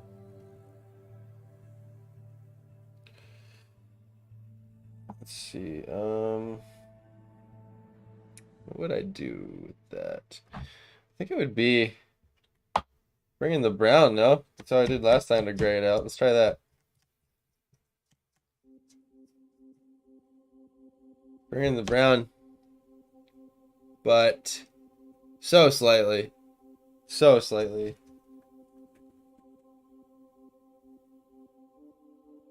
Because it's really... This environment is so green.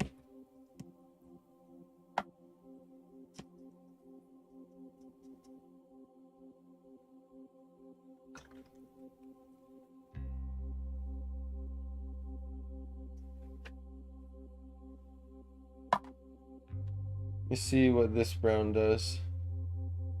Or actually, maybe it would be red.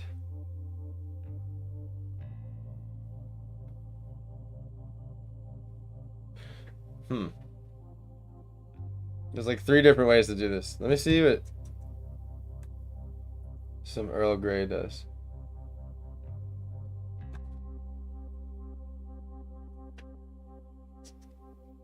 Because I want to keep it blue. I don't want to bring it over to the red side. It's a very cool forest picture. It's like raining. It's cool.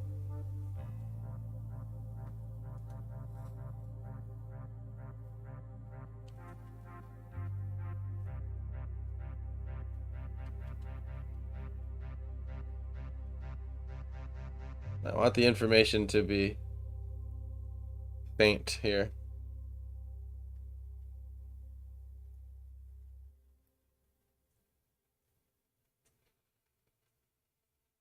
That's pretty much, the light is shining all up in there, so that's fine. That can all stay white. Let's go over here.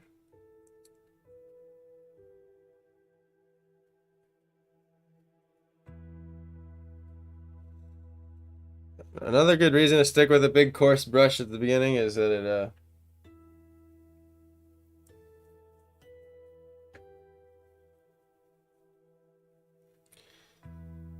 it helps stay with the bigger ideas.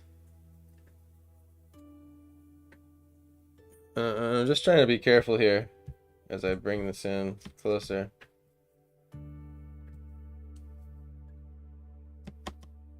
It's called watercolor for a reason. Use water.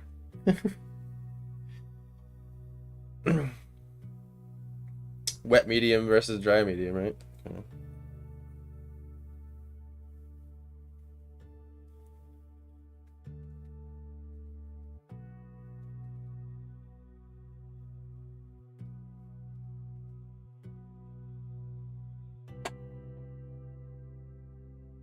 Slowly bringing it in from the background.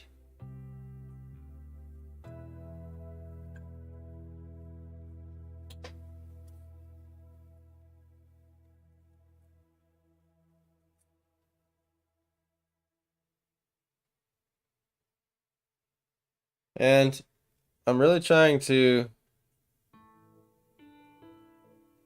just change the color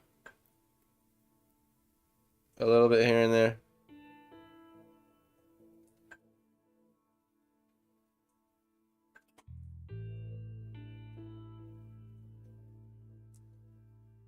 Let's go for a super duper duper lime green right here.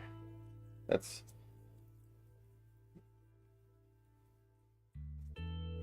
mostly yellow.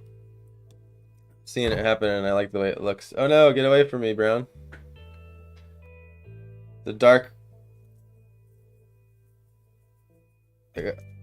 blue in my palette infiltrated.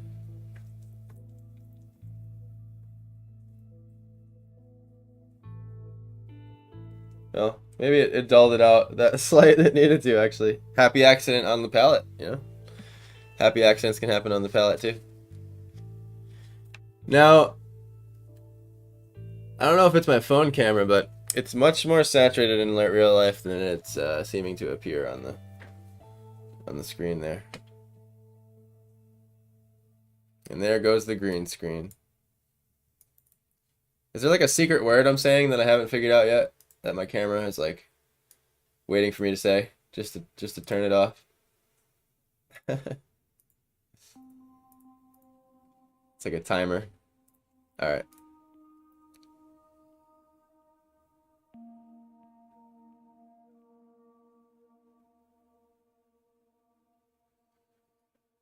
Looking at what you guys are seeing, it's crazy the difference. Like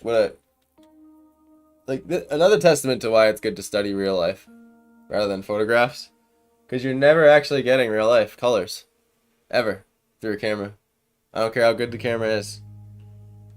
Make it close.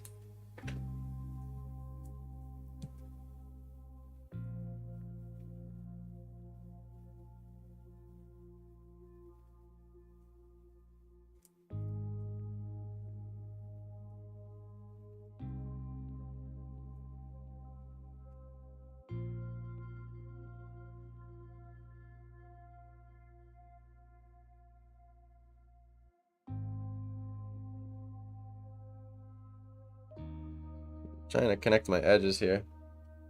And this is gonna have a darker. What would I do for dark blue? Does it go towards ultramarine? I'm learning here on this one. This one's interesting. I feel like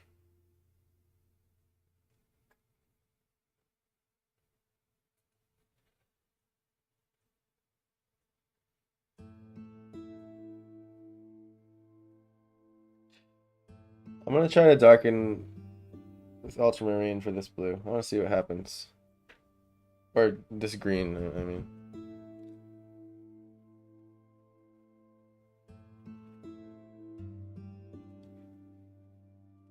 I think, be switching to a smaller brush now, but I want to see how much I can get done with this brush here. Basically, I want to overlap this yellow with this bush that sort of is chilling.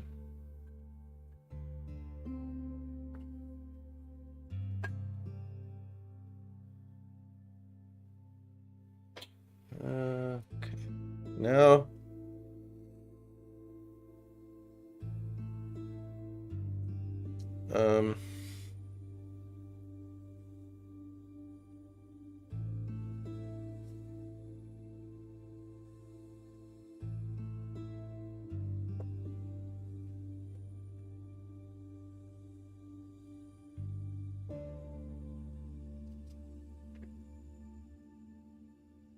here's where I'm grabbing some brown now.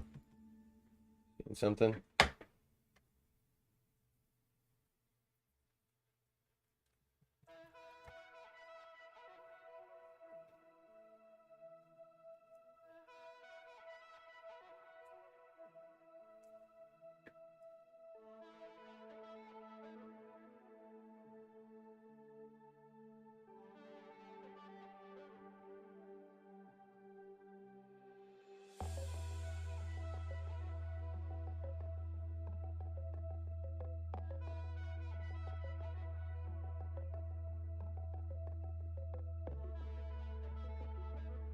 Oh wow, I was gone for a while. It's already looking amazing. Welcome back. Thank you. Still in the primitive stages here. So I'm gonna ditch. Actually, one last thing here.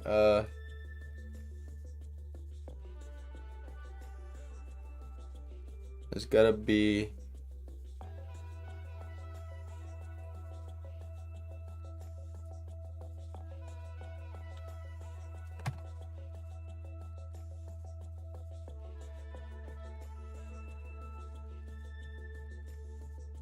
There's this sort of leaves chilling up here.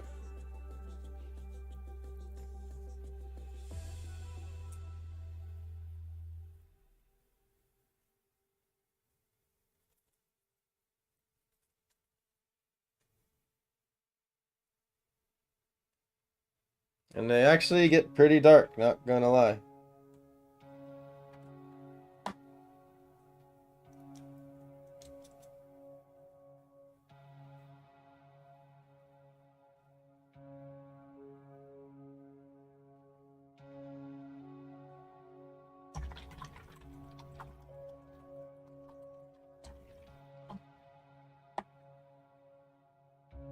I know, my hat really wants to be a green screen so bad. Also, what's up? Good to see you here. Oh man. I'm still getting lots of stretch demons going on. I have had a slow start today, let me tell you. I have 45 minutes to finish this painting. Think I can do it? I know you think I can't because the last three episodes were like 9 million hours. Okay. I need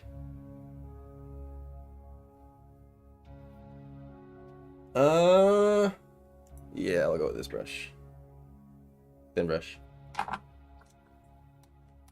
And gonna start with blues.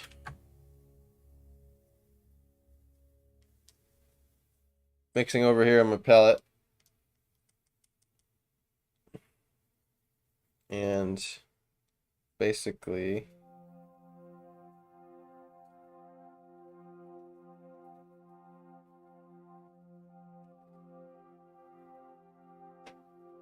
gonna draw out some way far distant trees.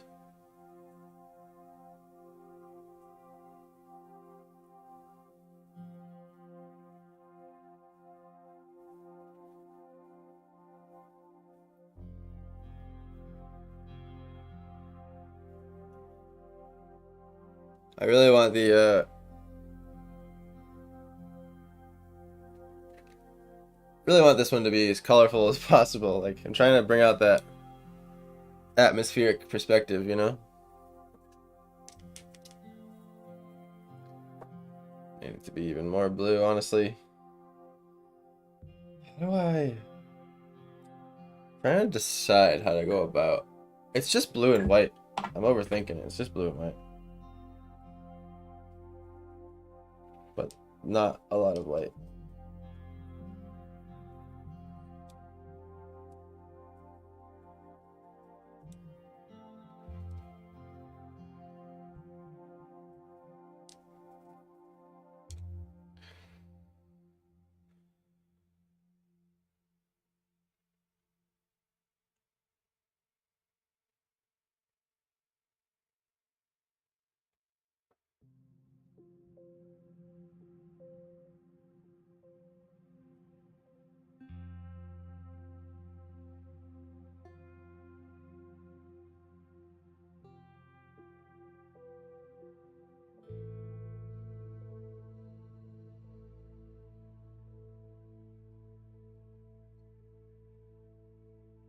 There's just all this extremely faint information.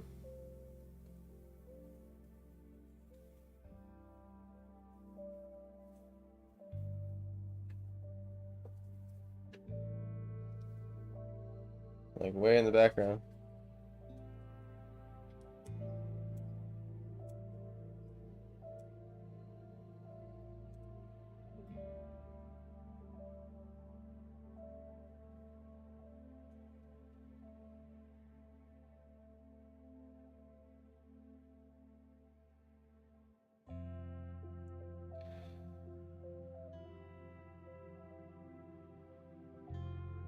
Trying to make this like, you ever see those kind of watercolors that are like vague, you know?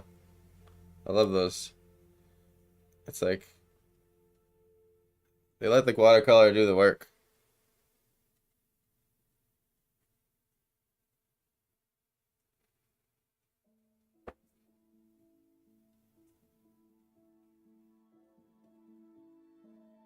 I'm not there yet with watercolor. I'm still figuring it out, to be honest.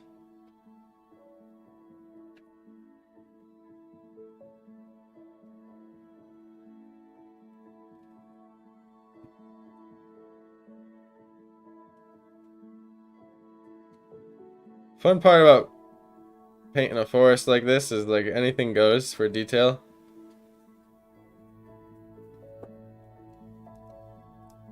There's a lot going on.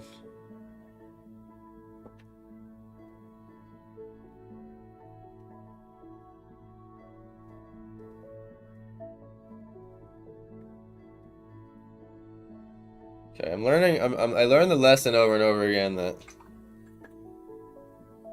they always dry so much lighter than they go on. So basically what I'm missing is... Oh, is that a power line?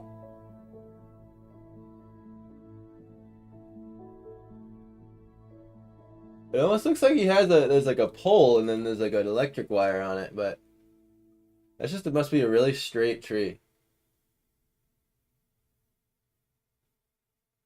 You make it look so easy. Oh man, it's definitely not easy. At times. I say it's easier at times than others. There's like moments of concentration to push through. Trying to decide what it is I'm missing here. It's basically, I need really light. Okay, I gotta find this green here. And it's sort of a... Now, you know what? I still need, there still is a really light blue thing going on here.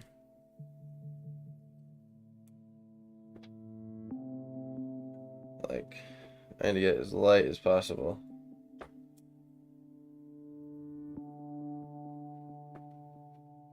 The farther out these trees go, the bluer they gotta be. All the way to just straight up blue.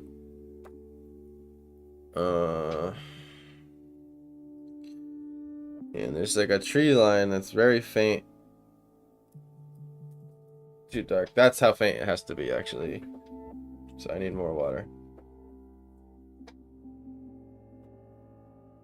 There we go. Just gonna paint with the freaking water bucket.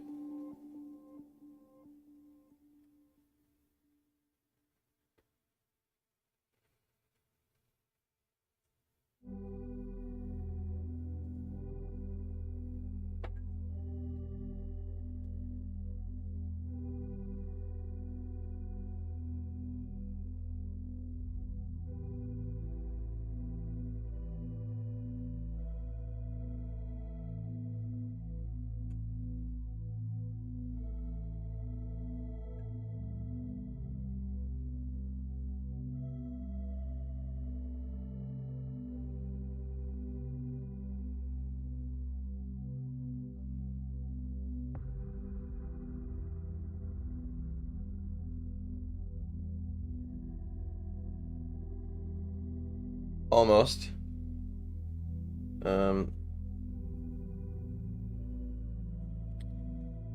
There's some foliage in the back here, kind of going with the 3-point. It goes up about that high.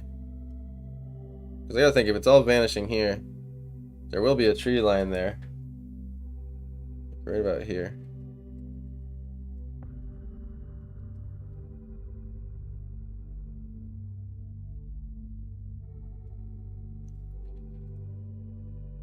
I'm probably being too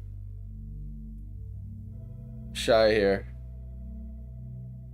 with layering, but I'm not a watercolor pro, so I'm being careful.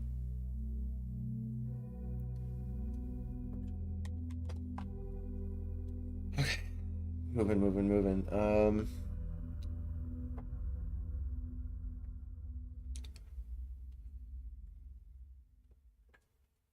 Need more like these things going on back here.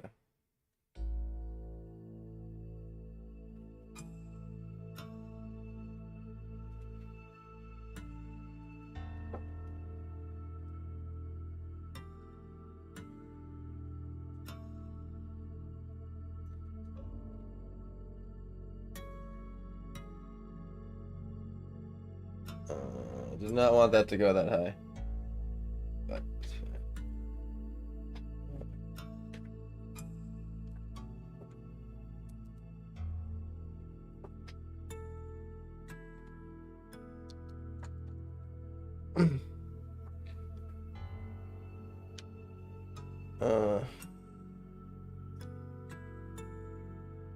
Making a sort of brownish green over here with like a bluish brownish green is what I'm trying to find. Now I'm watering it down. Do you use water paper for all your art, regardless of the type of medium you're using? No. Um, for big acrylic paintings, I use like traditional canvas acrylic.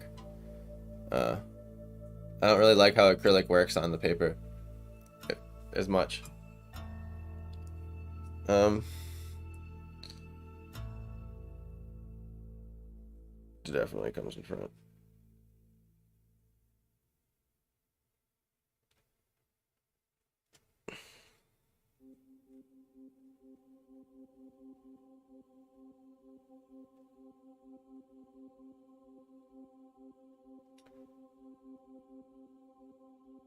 A little too straight there for a tree. That's sort of the color I was actually looking for. Yay.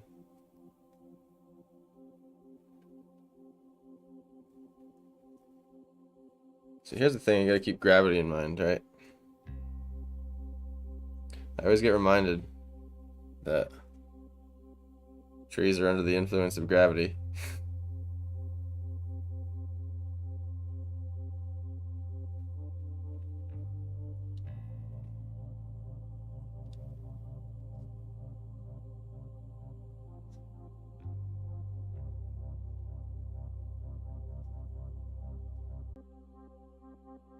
So I'm gonna be careful going over that. This tree is actually behind this.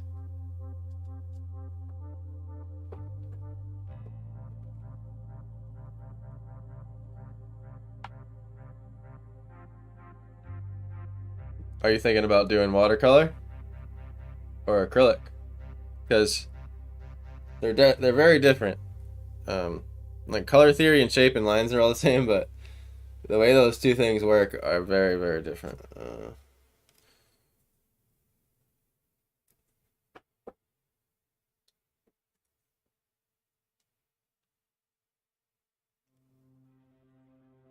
This thing has a lot of branches.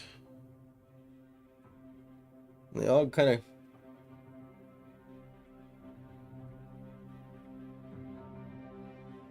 like they have their advantages and disadvantages though. Like I would say like this scene was easier to draw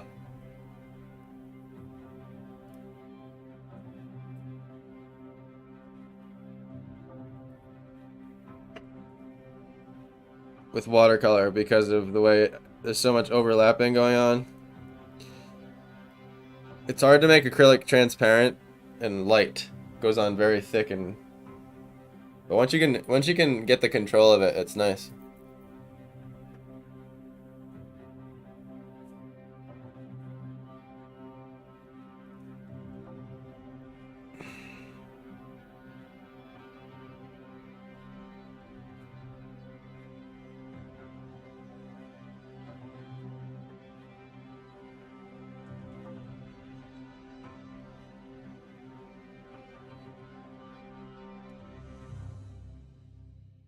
Winsor and Newton's good for the product. That's what I use. It's not like super duper top of the line. It's called Cotman. There's one above Cotman that's like ridiculously expensive. I use like the mid grade Winsor Newton. And then for my acrylics, I use Liquitex, which is expensive. But I don't think you need to start with Liquitex, really. I guess. Yeah.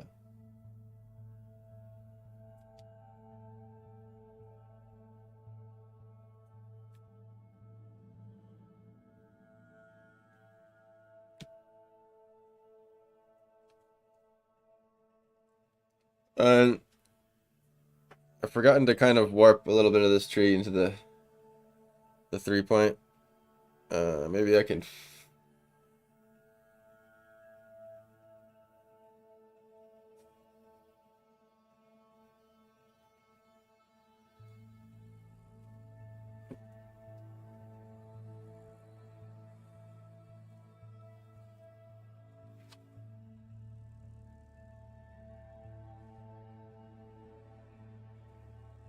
Eh, brown's kind of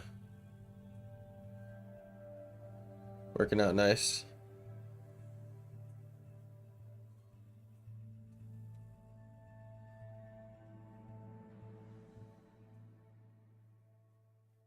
Just still finishing up the background here. Uh, yeah, so really hard to control this palette on a hill.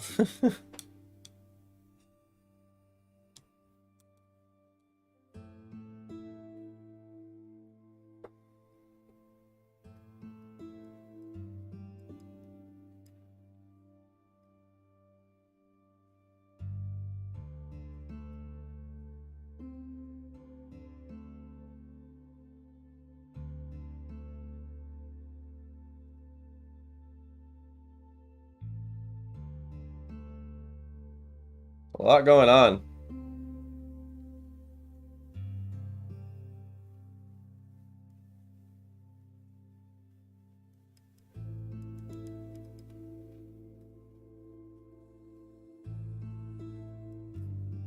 It's like a pile of sticks back here or something. But okay, we've maintained our lighting up there.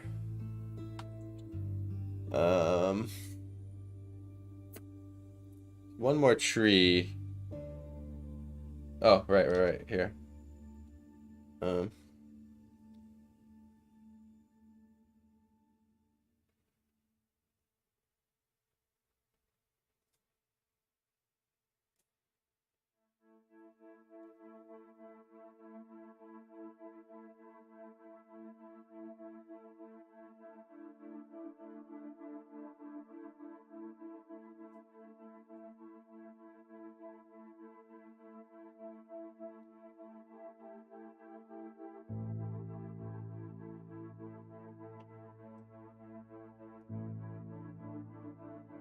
Okay, there's still a bit that needs to be done over here.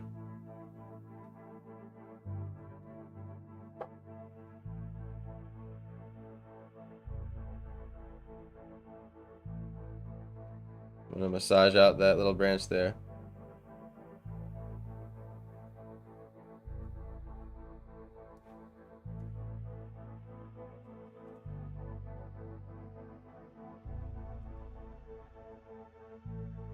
It's because there's still all this like random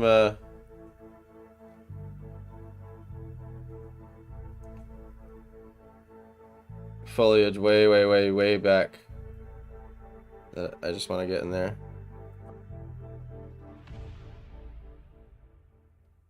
But it doesn't go much higher than where I'm putting it now. My palette's starting to have that sort of diversity of color on it now. I realize I gotta put my palette right here from now on. I'm gonna move it starting now. I need a flat surface for it. It's only, I mean, with acrylic I don't have to worry about it because it doesn't run off the palette. Here's where things are gonna really start hopefully coming together on the painting if I've set up the beginnings of it properly.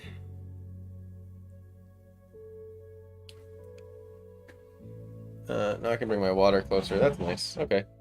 I like this. I like this. It's better. By the way, there is a shadow from my phone on this side of the painting, unfortunately, and I'm just not going to try to fix it right now. Okay.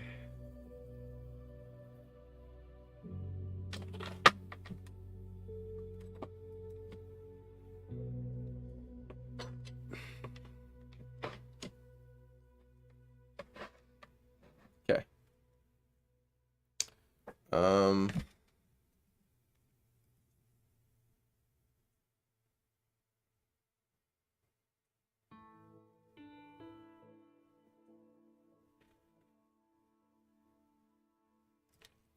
The trees that I drew in the up front, the faded ones right here, actually needed to be darker.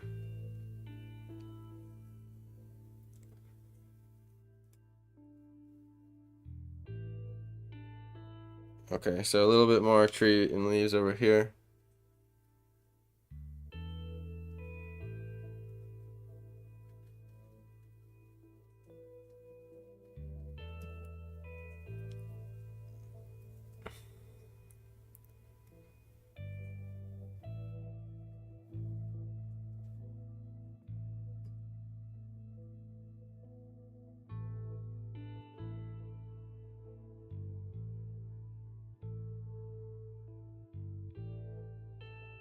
Uh,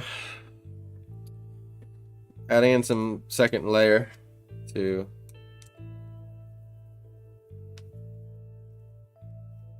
these trees here. Gonna grab a little bit of white gouache, yellow, kind of make this lime green color.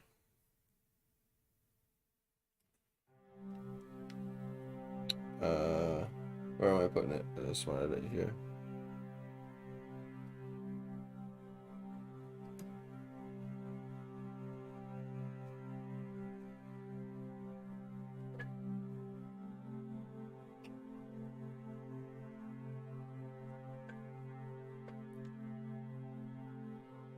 It's not quite as opaque as I wanted it.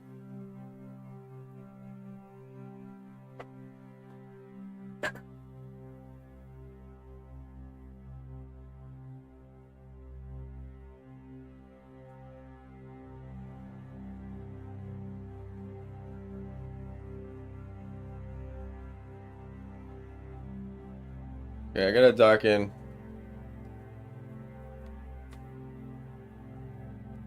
Gotta darken some darks.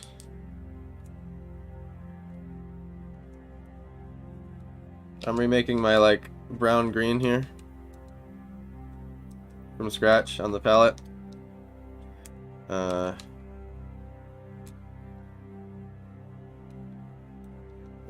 I think that'll be good. Let's see.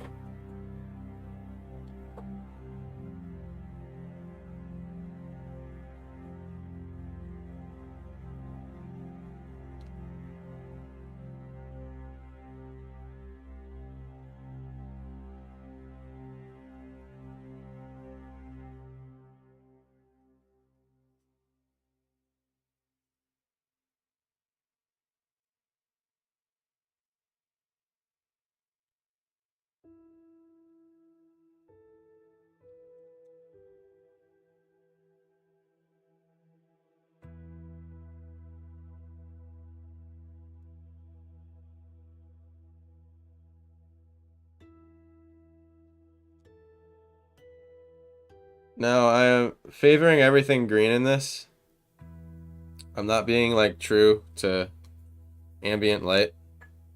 I'm forcing the green a little bit more just to see what it does. And that's something that you can do with all color themes. And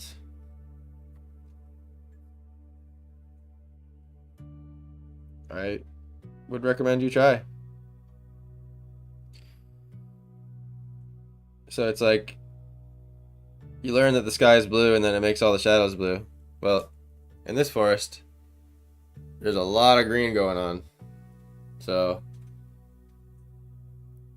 it's gonna kind of turn that dial towards the green more anyway, even though the rules say make the shadows blue. So I'm making the shadows like dark viridian green instead, and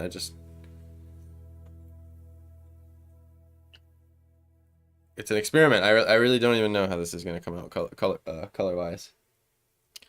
So I would officially say now that I am in the second stage of darks.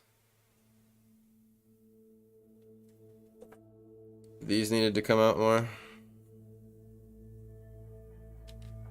And it is just a complete crazy mess over here. So we got branches just coming out the side. And oops, punched the camera.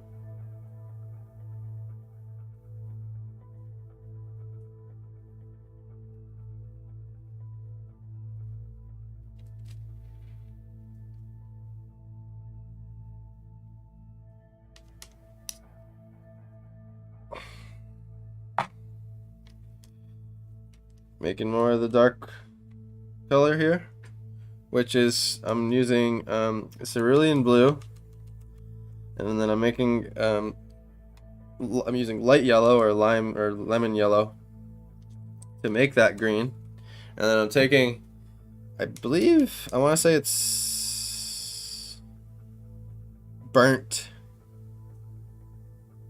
umber? Because it seems more red.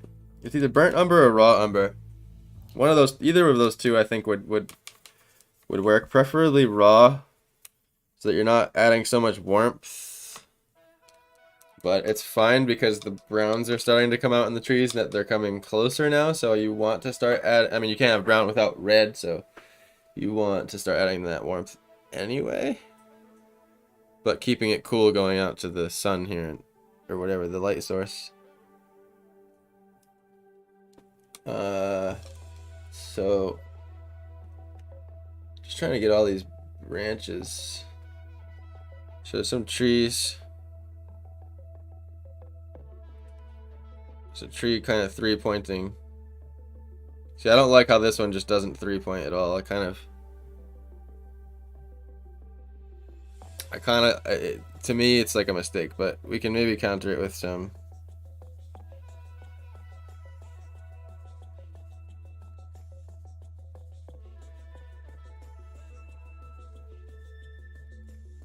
There is a tree coming up over here on the side, and it's actually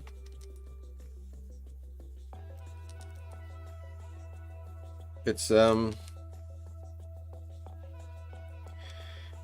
sort of like a birchy tree. It's more like this color.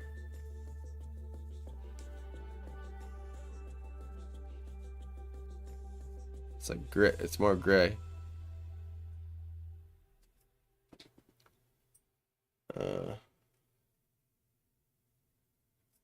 I still didn't quite get it to the color. Try again.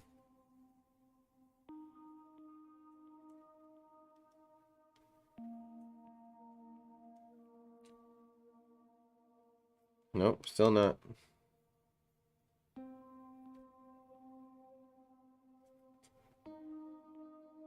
Didn't dry. Let me let that tree dry. I'm going to continue with my dark branches while that tree dries.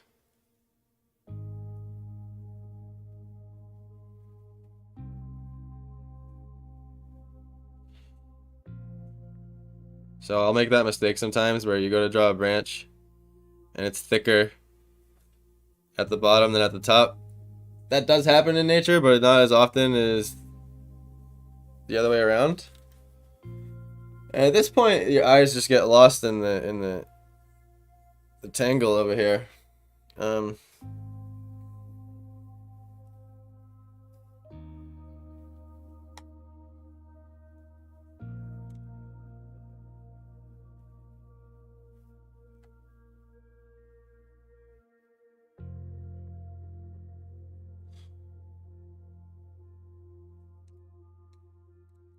Sometimes it's easy to forget to not make your branches all wacky and wavy like that, because you gotta think, like, it takes a long time to grow, and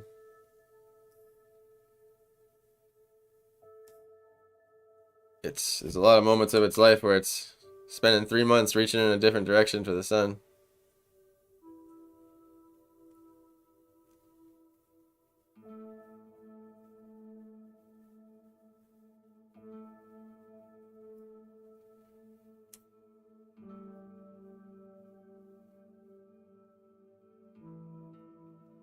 Make this tree like a crazy 3-point.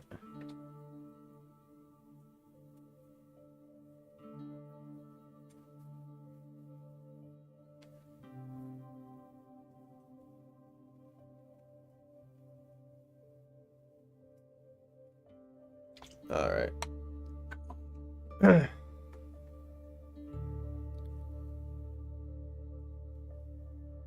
Now there's a super bloom happening.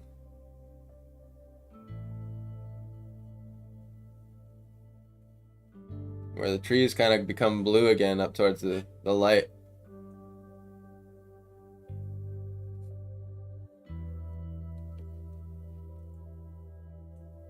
And it has a bunch of glow and glare, and that'll come out once I get the dark trees in here. I'm just making sure I'm got everything I want.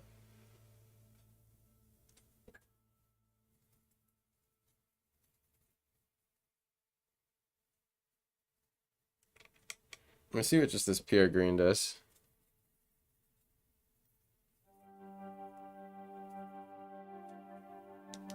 Give it a little blue, a little bit of white.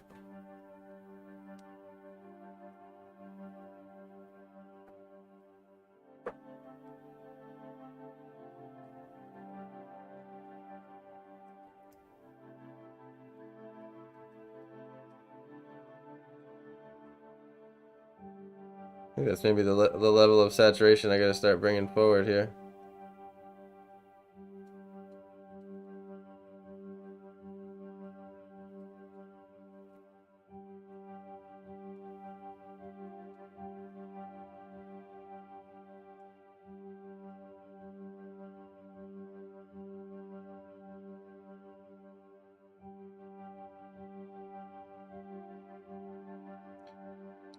Still keeping the detail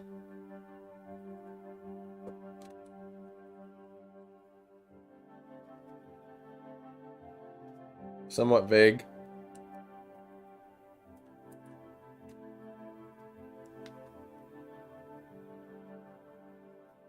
Adding some I think it's Viridian green with Earl Grey, getting extra dark.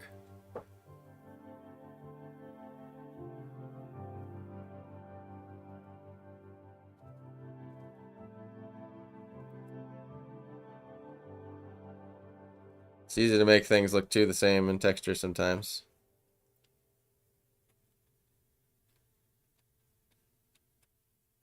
Especially when using the same brush.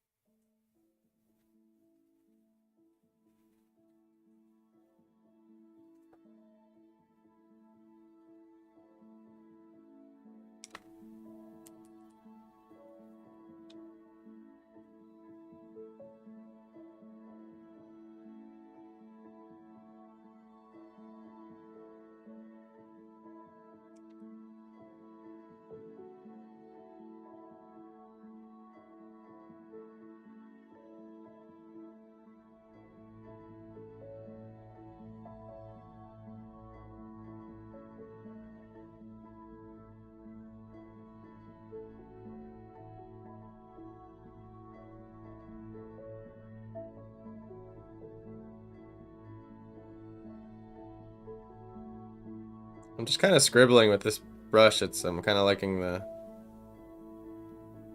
what it's giving me texture wise.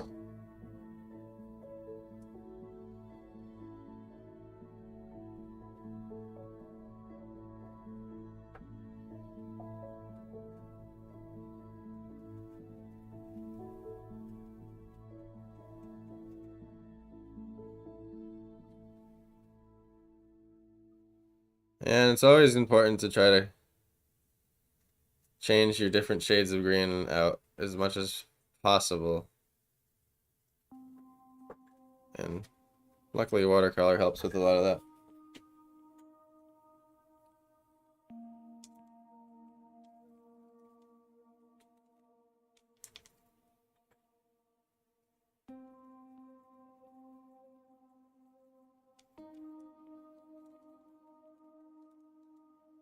So I'm trying to make this yellow-green here.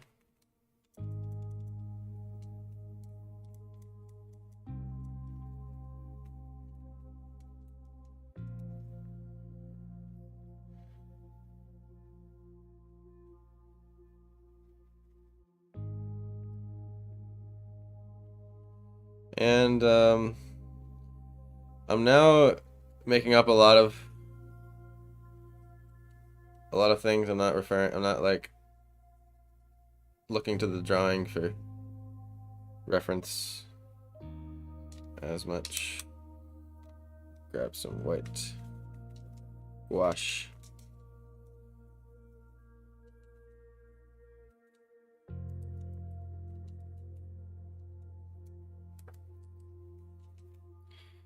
Man, this yellow is like probably the oldest yellow in my palette, so it's like super deactivated. Yo, what's up, Dad? Good to see you, man. How's your day? Chilling?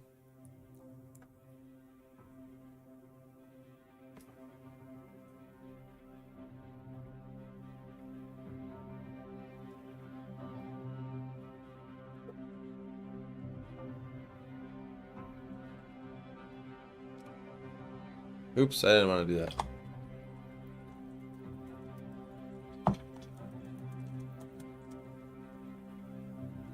So, these trees are too,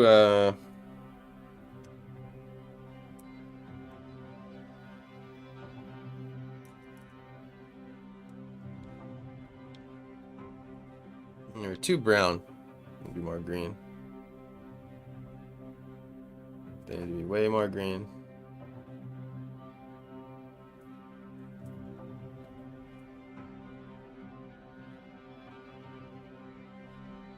There's that green I'm kind of looking for.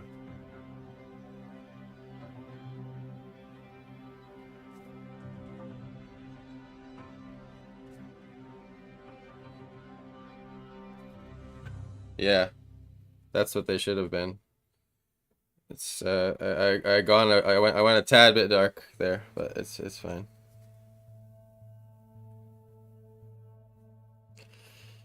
The lit sides of these trees reveal a bit of brown, but the thing is they're covered in tons of moss. So like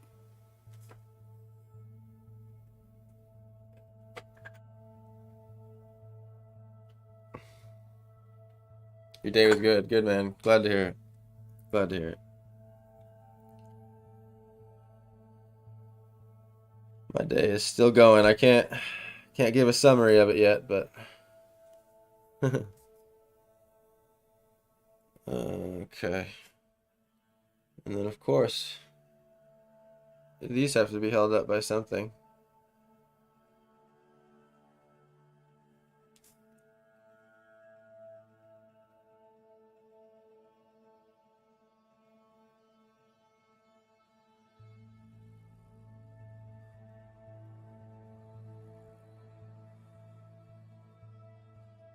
I do need to lighten these a tad. I'm gonna use Chinese white here.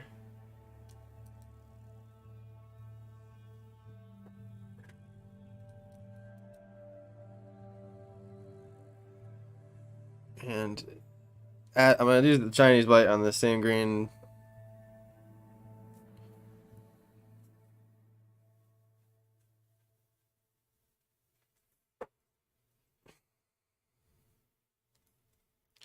Because it does start fading up in these parts.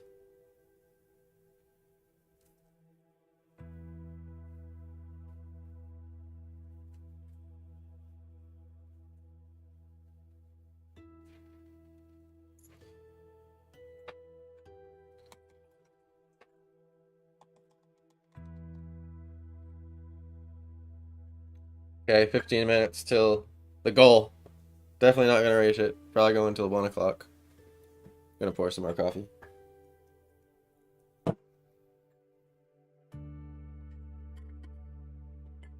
I'm doing work right now in hopes that this painting will tie together quick once I add in.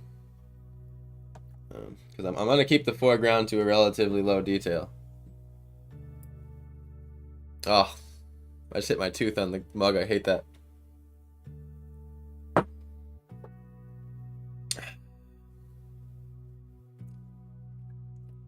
Okay. Now, these branches up top, or whatever, like everything up on the upper half, like super influenced by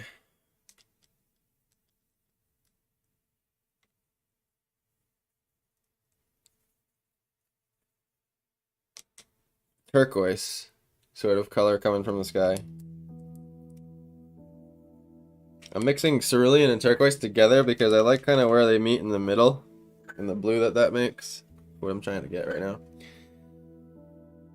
It's some sort of Photoshop effect, honestly. I don't see like this happening in real life. But okay. And this is the problem with studying photos: is you end up painting Photoshop effects. You're studying how to make, which is cool. I mean, it's cool to like you're learning how to paint like HDR or whatever, but high dynamic range, which it's good to be able to know what that means and what it is. But the shadow colors up here are like tremendously blue. And that's too dark. And I'm hoping if I just use a straight up blue here, because of the magic of watercolor, it will blend with the green leaves and kind of keep it in the place that I need it. But yeah, like the shadows to these greens here. Like even up here, man, it's like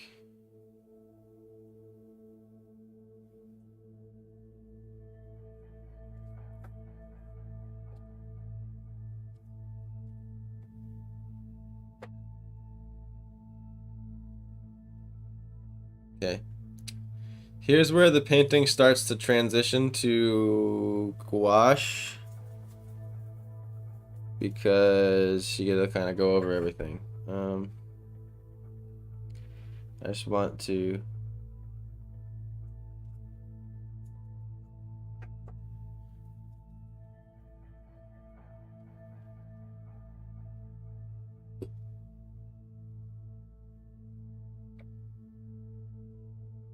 get this bush here. It wasn't quite finished. I want to separate that.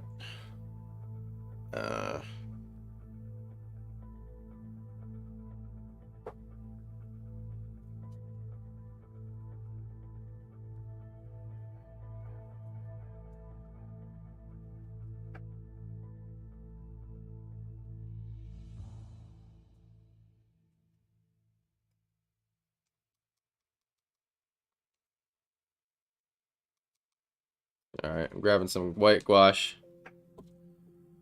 some yellow, which it's getting to the point I gotta get more yellow for my palette here. Where is it?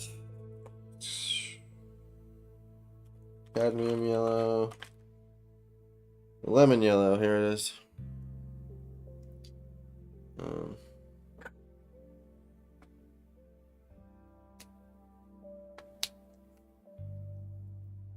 I've used a lot of it.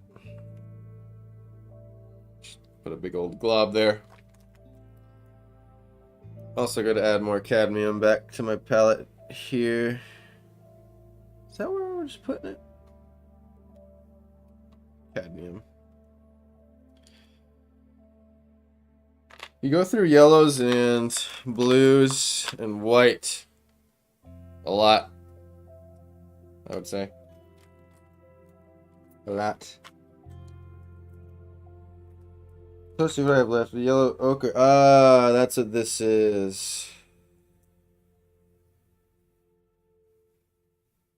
Or not. No. That's my yellow ochre. Oops. Oh well. Transport that over there.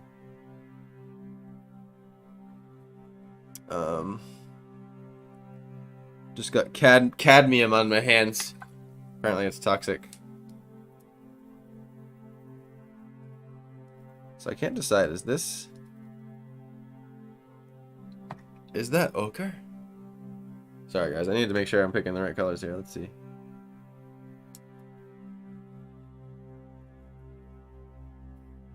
I feel like that is ochre. Okay, it is. And that's different than, yeah, okay. Okay, I see what I did.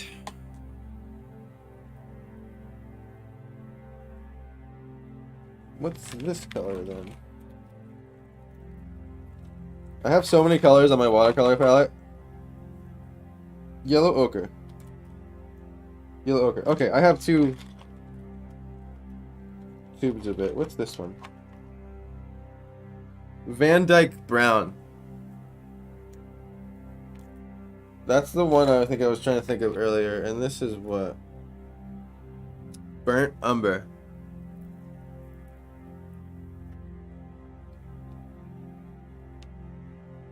I feel like I've been using the Burnt Umber.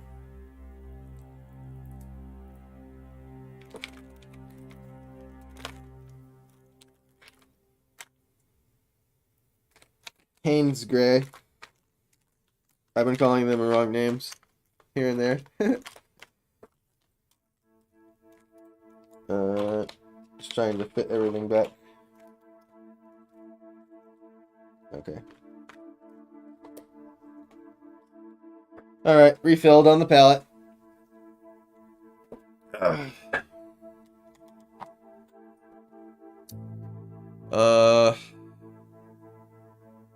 Okay. Let's see. Where was I? I lost my train of thought.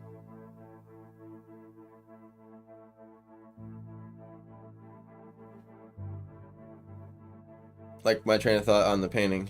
Where was I? Oh yeah. Okay. Yeah. I'm gonna continue with these.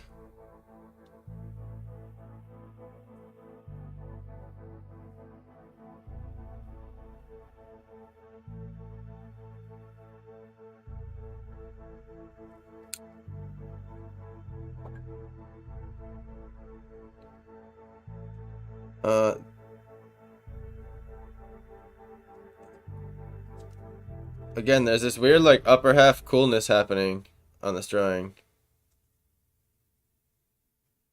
Where I think it's just the skylight like just changing everything. But then the camera's like whoever took the picture or whatever they did to it, it's just amplifying it beyond all. Can I ask you a question about painting? Yeah, of course. What's up?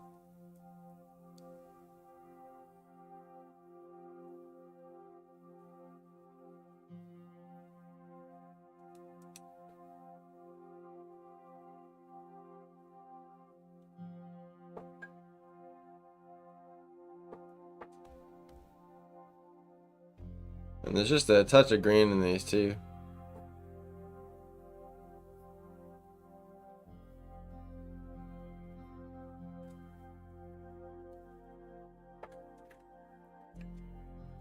Okay. Now.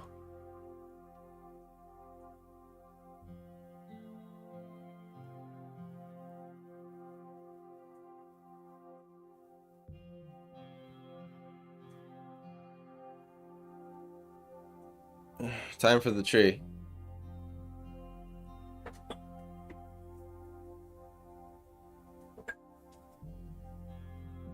Ask away, man. Ask away.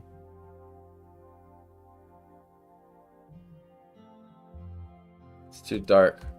I need a lighter color.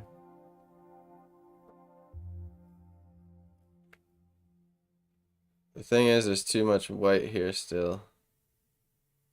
That's still too dark. Well, I guess that works.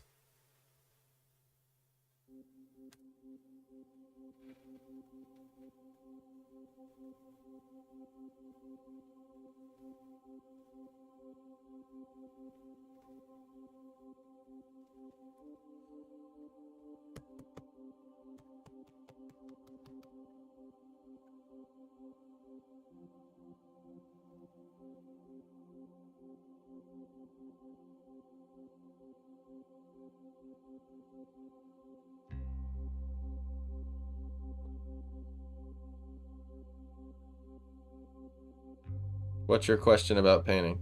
Probably still typing it.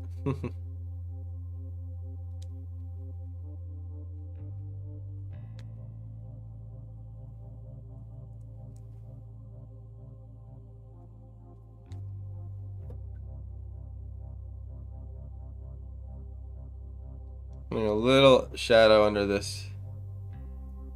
Just vague.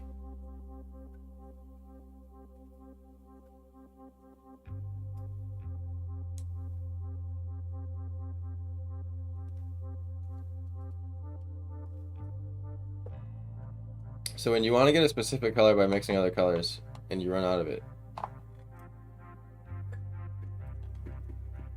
what's the best way to remake that color so when you continue painting it won't be much difference? That's a great question. There's not one way back to it. And there's multiple different ways to get to the same color depending on where you are. And if things are not... So, let me think for a second. How can I answer this simply? Well, one way is to memorize... So, with acrylics, the medium, it changes. So, like, acrylics are really controllable with your color. So one way to do it is to just remember exactly how you got there. And so what I do is I like to work in so let me show you. I like to think in ratios, and these Liquitex soft body paints, they kind of drop. They come out in little drops, so I'll like count the drops. So I'll be like, all right, 7 drops of white, 2 drops of blue, 1 drop of red, and that'll give me the light violet I want, you know. But I'll remember, like, okay, I did 2 drops of blue, 1 drop of red. So that's like one way I'll get there. As far as the more complex colors go, because that's where it gets hard to find those like mixed colors you got that were all diverse on the palette. Honestly, it's a mixture of understanding color theory and like knowing where the color is and what you've already put in it. So like, if you've put a lot of white and black in something and it's turning really gray and ugly, then you need to put more saturated color back in to get it back. So it's kind of like, you can bring any color anywhere from anywhere it is in its current state, as long as you have enough paint. Does that make sense? So if you're at a dark green, you can make a dark green pink, as long as you have enough red and white to cancel out that dark green. So I find it easier having a deeper understanding of color and color theory and mixing. So like, in other words, what I'm saying is go look up how colors change each other. Go like what colors make what. Really study like the primary colors, the secondary colors, and then what those colors make when they mix together. And you'll start learning really specific things about colors tendencies. So like yellow's really weak, blue's really strong, and red is like red's really strong too, but not as strong as blue. And those are all things that'll help you in like getting to the color you're looking for. But most importantly, knowing what color does to what is the key. And it's easy to understand, like, right, like adding blue to red makes purple, right? But it's like, what happens when you add green to purple? How do you calculate that in your head? Well, purple's made of a certain ratio of blue and red, right? And green's made of a certain ratio of blue and yellow. So when you understand which colors are more powerful than other colors, you can kind of start seeing what will happen. So like if you have blue and red colliding with blue and yellow, the blue is really going to take over because you have 2 blues matching up, and the red and yellow are going to really die out. So what ends up happening when you mix those 2 colors together is you get like a weird, dark, essentially brown. So, and that's because the yellow is just completely destroyed in that process. And I know my answer is kind of complex, but it's because there's really no one way back to those colors. So one way is memorizing what you did. So like, be mindful as you're mixing your colors on your palette. Kind of take little mental notes of what you're picking and which colors you're picking and how much. And then attaching color theory to that, you'll be able to find your way back to any color. And to be honest with you, I never really get exactly... You can get exactly back to the color, but I never find the need to be exact. because color variation adds realism. So as long as you're close, the eye just doesn't care. If that makes sense. Get within a few degrees of hue, you know, and it'll look fine, and then you'll have that variation. But the reason why I say I'm not good at watercolor is because that process I'm still figuring out. Because watercolor is a little bit different because it's always transparent. So it's like, unlike acrylic where it's like you mix blue and red, you get purple, you put it on the canvas, it's purple, and it goes over everything. Watercolor, it's blue and red makes purple, but it's transparent, so when you put it on the canvas, if the canvas is white, it's going to be blue and purple. It's going to be purple mixed with white. If the canvas has green paint on it already, it's going to be purple mixed with green because it's transparent. So if I was you, I would go check out Marco Bucci on YouTube. Short, punchy 10-minute videos explaining color theory that I think most people could wrap their head around if with enough understanding. And he's just great. Marco Bucci on YouTube, to learn like what colors do what. Understanding the color wheel and how that tells you to move around color. And then you should have enough to, like, between those two things, like knowing the color wheel and going through Marco Bucci's color theory, you would know enough with practice to get back to any color. Every day I paint, it gets easier and easier to find the colors, and I still miss them all the time. But I think it's been taking me less tries.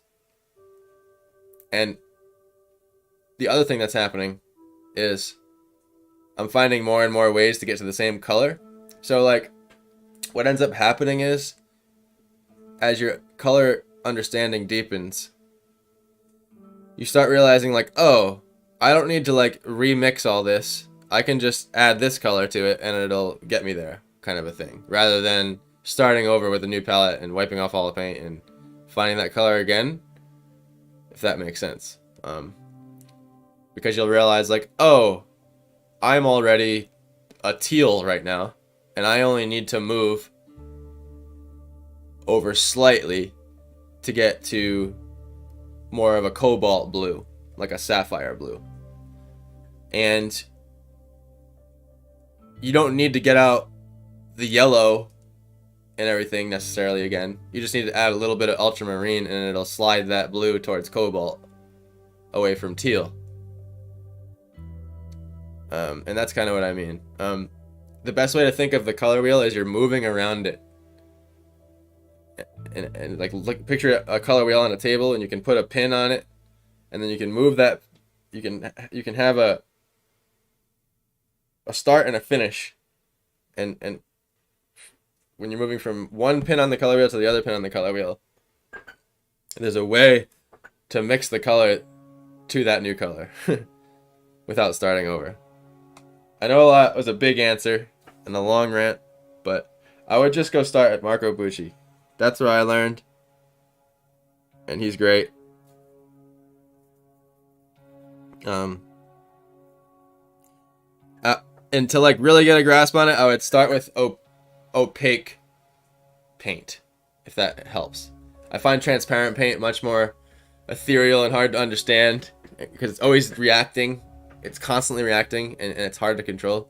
But opaque paints like oil and acrylic are a great place to start learning how to mix color, because they just do what you want them to. Like, you add a little white, it desaturates it and lightens it. You add a little black, it darkens it and makes it a little blue. Like, watercolor, it's like, sometimes I add a color, I'm just like, what just happened? That's not what I was trying to do. That's why I love the marriage of gouache and watercolor together so much, because it brings those two worlds together to where, like, if you need some control for a second because the watercolor is giving you some trouble, you can just throw some gouache in there but you know, you'll see that my watercolor gouache paintings still come out a little bit acrylic looking because of that reason. when you see a true pure watercolor painting, you can tell it's really like light looking, and that's not really my style of watercolor. I find it cool though. I'm actually trying to do that style of watercolor here more. Like, it's not that I don't like it. What I should have said is that I can't do it yet. So back to these greens here. Oh, and you will find that you'll like watercolor more, like I said, for the fact that it never dries on you. So like this whole time I went on this rant, I didn't have to worry about like remixing my palette. Just have to add water again. Keep in mind though, water is white, technically. That's one of the virtues I learned about watercolor, is that water is the color white for watercolor. Because it's transparent, if that makes sense. So like, there's two ways to lighten a watercolor. White or water, if that makes sense.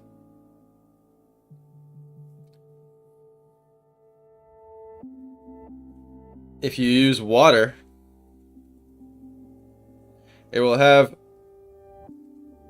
a very similar effect to adding white paint, but it'll keep more of its saturation. If you use like the Chinese white to lighten it,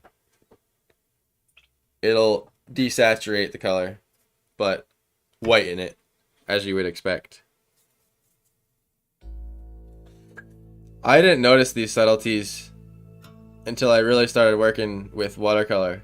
I mainly only have done acrylic, because I started on acrylic. I just loved how it felt, and I got good on acrylic. And honestly,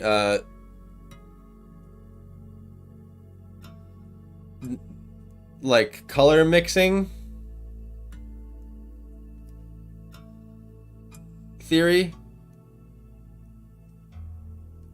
like transferred over to watercolor from acrylic, but just not how it works. Like how it works on the paper is what you'll immediately find different about watercolor. And all this control that you've had before just goes right out the freaking window. Because, yeah.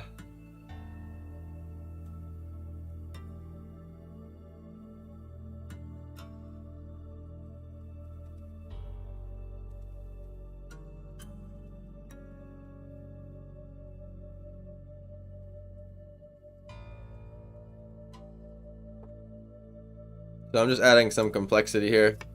So when I finally come in, I'm getting there. It's close. It's close to where it needs to be. The thing is, these trees just need to carry out in between these ones here, is all. And that's fine, because it'll be overlapped.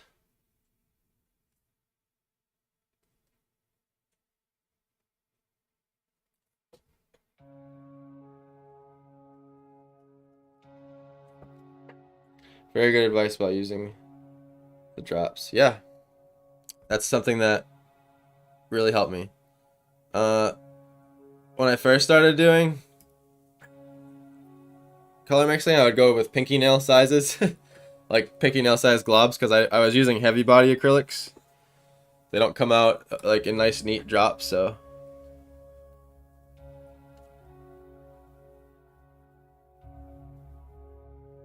And you know, like visually, kind of, you can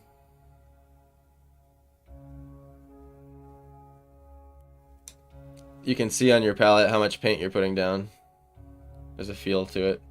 You'll find like a traditional medium, like you'll be mixing paint just as much as you're painting it.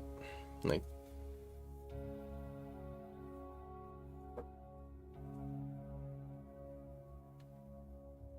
I'd say you spend 50% of the time mixing it, 50% of the time painting it. So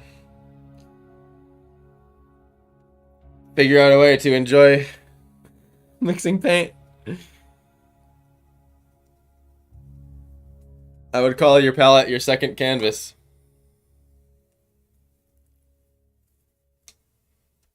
Yeah, we're gonna be taking this stream to 1 o'clock and on. It's just what's gonna happen. And it's good to let things fade out. So like get this color right and let this sunlight blind it out. You know what I mean? Like I'm gonna take pure water right now.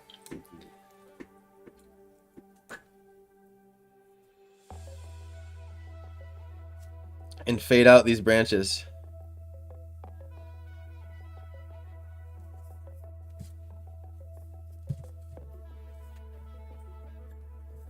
I didn't mean to put that smudge there. That was a sad accident. Not a happy one, but we can just turn it into leaves. So what's happening is in the top of the painting there's a super bloom where it's blinding out your ability to see anything. So I'm trying to, what I'm doing to bring that out is I'm taking water and I'm fading these things here. And see, this is something right now you would not be able to do with acrylic.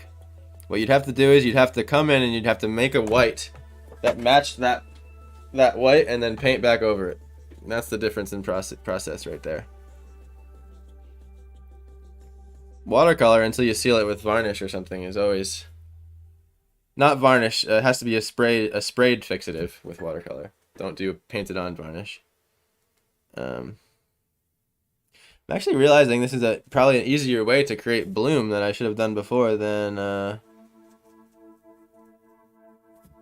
using like white gouache at the end. Oh yeah.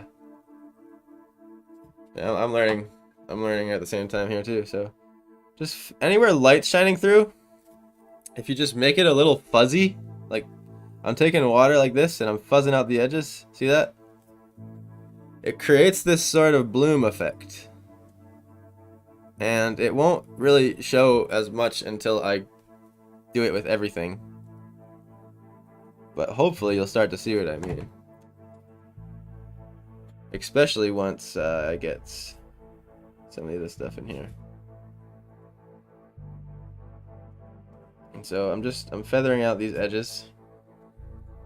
And final touch wise, you can come in with the gouache at the end, the pure white, and really put in some blinding highlights. Okay guys, I have to go to the bathroom really quick. I will be right back and we will continue right where we left off. Thank you so much for hanging out thus far. And if you leave while I'm going, I hope you have a wonderful day.